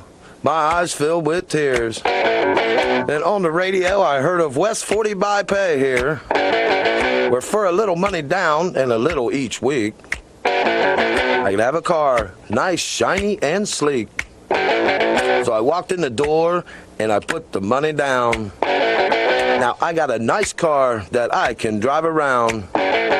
West 40 by Pay here will help rebuild your credit. The corner of Dewey and Route 40 in Cambridge, don't you forget it. West 40 Auto Sales, corner of Route 40 and Dewey Avenue in Cambridge, is home of a guaranteed credit approval, with most loans approved while you wait. Go to their website to fill out an online loan application, west40autosales.com. You'll also find their weekly special listed there. Honestly, we've all been there. That place where it's past anxiety, past focus, where even reaching out to your closest friend feels too hard. I'm Crystal Reynolds with Cedar Ridge Behavioral Health Solutions. We understand how fast those feelings can take over, especially with the stress of work, family, and life. That's why we've opened a mental health urgent care clinic in Cambridge, Ohio, Monday through Friday, 8 a.m. to 5 p.m. No appointment needed. Just walk in. Come in today. Feel better today. Call us, Cedar Ridge Behavioral Health Solutions, Mental Health Urgent Care. All of us worry about the extremes of Ohio weather, but there's one thing Mount Perry Propane customers don't have to worry about: remembering to order propane before their tanks run dry. Mount Perry Propane is now offering tank monitoring, a free service for their autofill customers. The monitor will alert their expert delivery techs when your propane tank level is getting low, and they'll automatically make a delivery, and you get a discount on propane. Rest easy and let Mount Perry Propane take it from here. If you're having any problems with your heating system, you want someone who will be there right away to help. This is Russ Abels. At Abels, we provide emergency service for any brand of heating cooling system 24 hours a day, 7 days a week. Call us. We promise to get you up and running quickly and professionally. And if you ever need a replacement, we'll help you save energy and money with a new high-efficiency system, and we will do a flawless installation. If you need help with your heating, call Abels.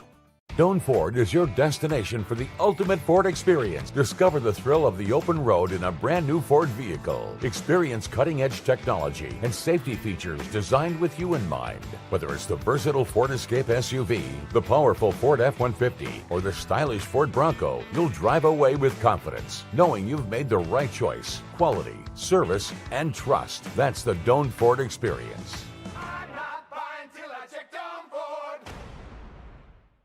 Need dependable insurance that truly fits your life? At Nayland Bateman Insurance Services, we specialize in crafting personalized coverage for your home, auto, business, and more. Our dedicated team guides you through options, finds the best rates, and delivers prompt, caring service without the confusion. Whether you're a new homeowner, growing your business, or simply looking for smarter protection, we're here for you. Call 740-391-1118 today, and let's build your plan together. Insurance made easy. Protect what matters.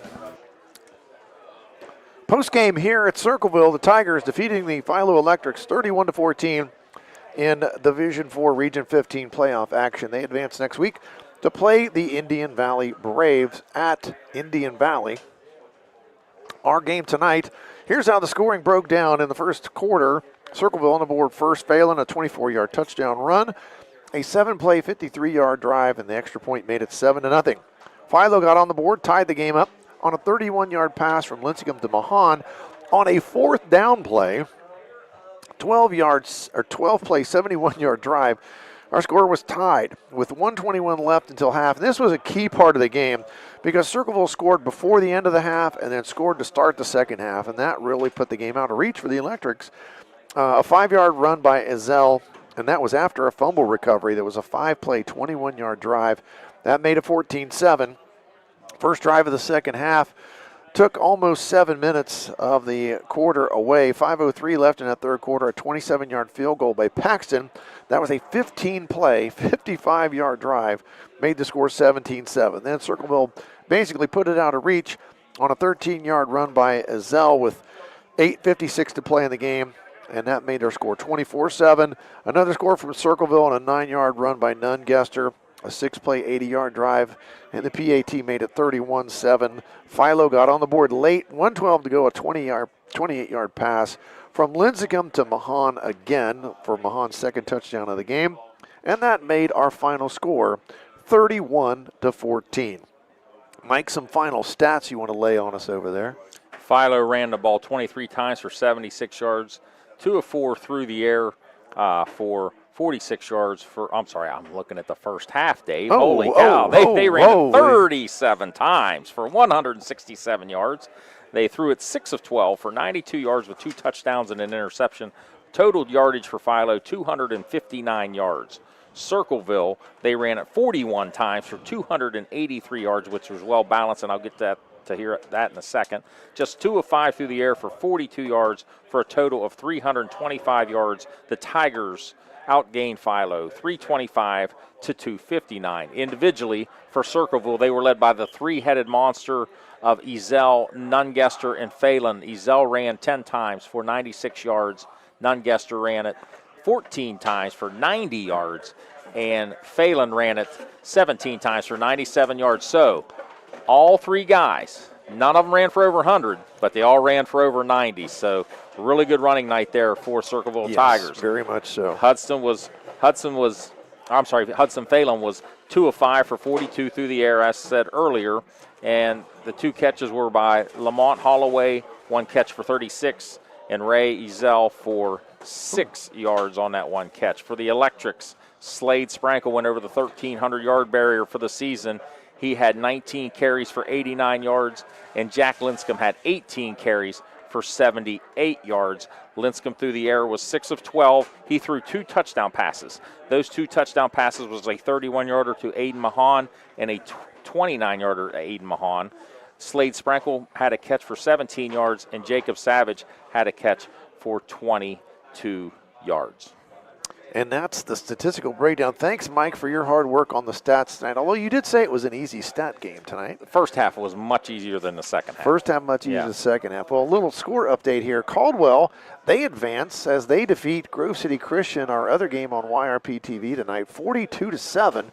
So congrats to the Redskins as they advance in the playoffs tonight as well. Thanks to our sponsors, Cedar Ridge Behavioral Health Solutions, patrons Buckeye Mutual Insurance, Abel's Electric Heating and Air Conditioning, Allwell Behavioral Health Services, Dutro Ford, Lincoln, Nissan, Nail & Bateman Insurance Services, Custom Vehicles of Zanesville, Doane Ford, Village Hardware and Rental, West 40 Auto Sales, Bicon Services, Action Total Staffing, Mount Perry Pro Paint, and Life Support Therapy Services all sponsored our broadcast tonight.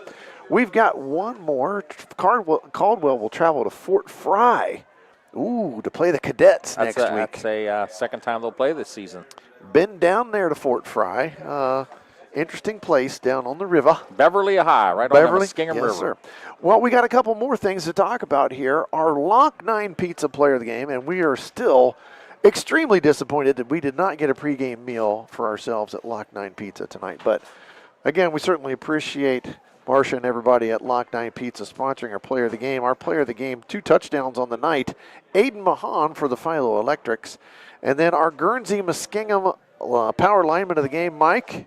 Braden Dix, 6'2", 330-pound sophomore. From Philo as well is our Guernsey Muskingum Electric Cooperative power lineman of the game. Mike, it's been kind of interesting. We've actually given and Dakota Kinney down here on the field, he's won it a couple of times this year, I believe. You know, he is studying to become a lineman. That's interesting. At Mid-East. That's awesome. I did not know that. We've had a couple of players this year that are studying to be linemen that were the power linemen of the game. That's awesome. I like hearing that. That's pretty good stuff. I think that's really cool. And real quick thing here, too, Dave. I see them all taking pictures down here. This is the first playoff home win in Circleville High School history. So yes, we are witnessing a little bit of history right now on the field. And, of course, Coach Sherritt, he's pretty excited for his new program that he's trying to raise to the same level that he did at Pick Central, which he won a couple of state championships there. So he's obviously a good football coach, knows what he's doing, and he's going to have his hands full next Friday night as they take on the Indian Valley Braves. Again, we certainly appreciate all of our sponsors. Our main man, Brett Klein, tonight, double duty. He ran the show and the camera, all while putting up with us, too, tonight. So we impressive, with no headset. With no headset, so we certainly appreciate Brett Klein. He's got another game tomorrow as Mike Snively's Meadowbrook Colts, the volleyball team, is trying to win a game to get Mike a day out of school. I didn't say that. You said that. If they get to the state semifinals, Mike Snively believes that it's happened in the past. They're playing London tomorrow. That's correct. And, you know, you're kind of hoping Devin would, just kind of give you guys the day off to go watch the volleyball tournament. Well, I think our girls deserve it because Coach Zender runs a quality program there. Yes, she does. And, Kelly does a great job. Fantastic job. And hopefully got to talk to her for the first time. Just a really nice lady, good volleyball coach. Got a great program going at Meadowbrook, so good luck to them tomorrow. Brett can't wait to get there and do yet another game this week. He's been a busy man. I don't know where we would be at ABC Communications without Brett Klein. We talked about that on the way. Brett, you got to stay forever, buddy. You can't go anywhere. No. So that's going to wrap things up here from Circleville. Again, we appreciate everyone tuning in via the internet or on the radio. Circleville defeats Philo 31-14. This has been high school football presented by AVC Sports.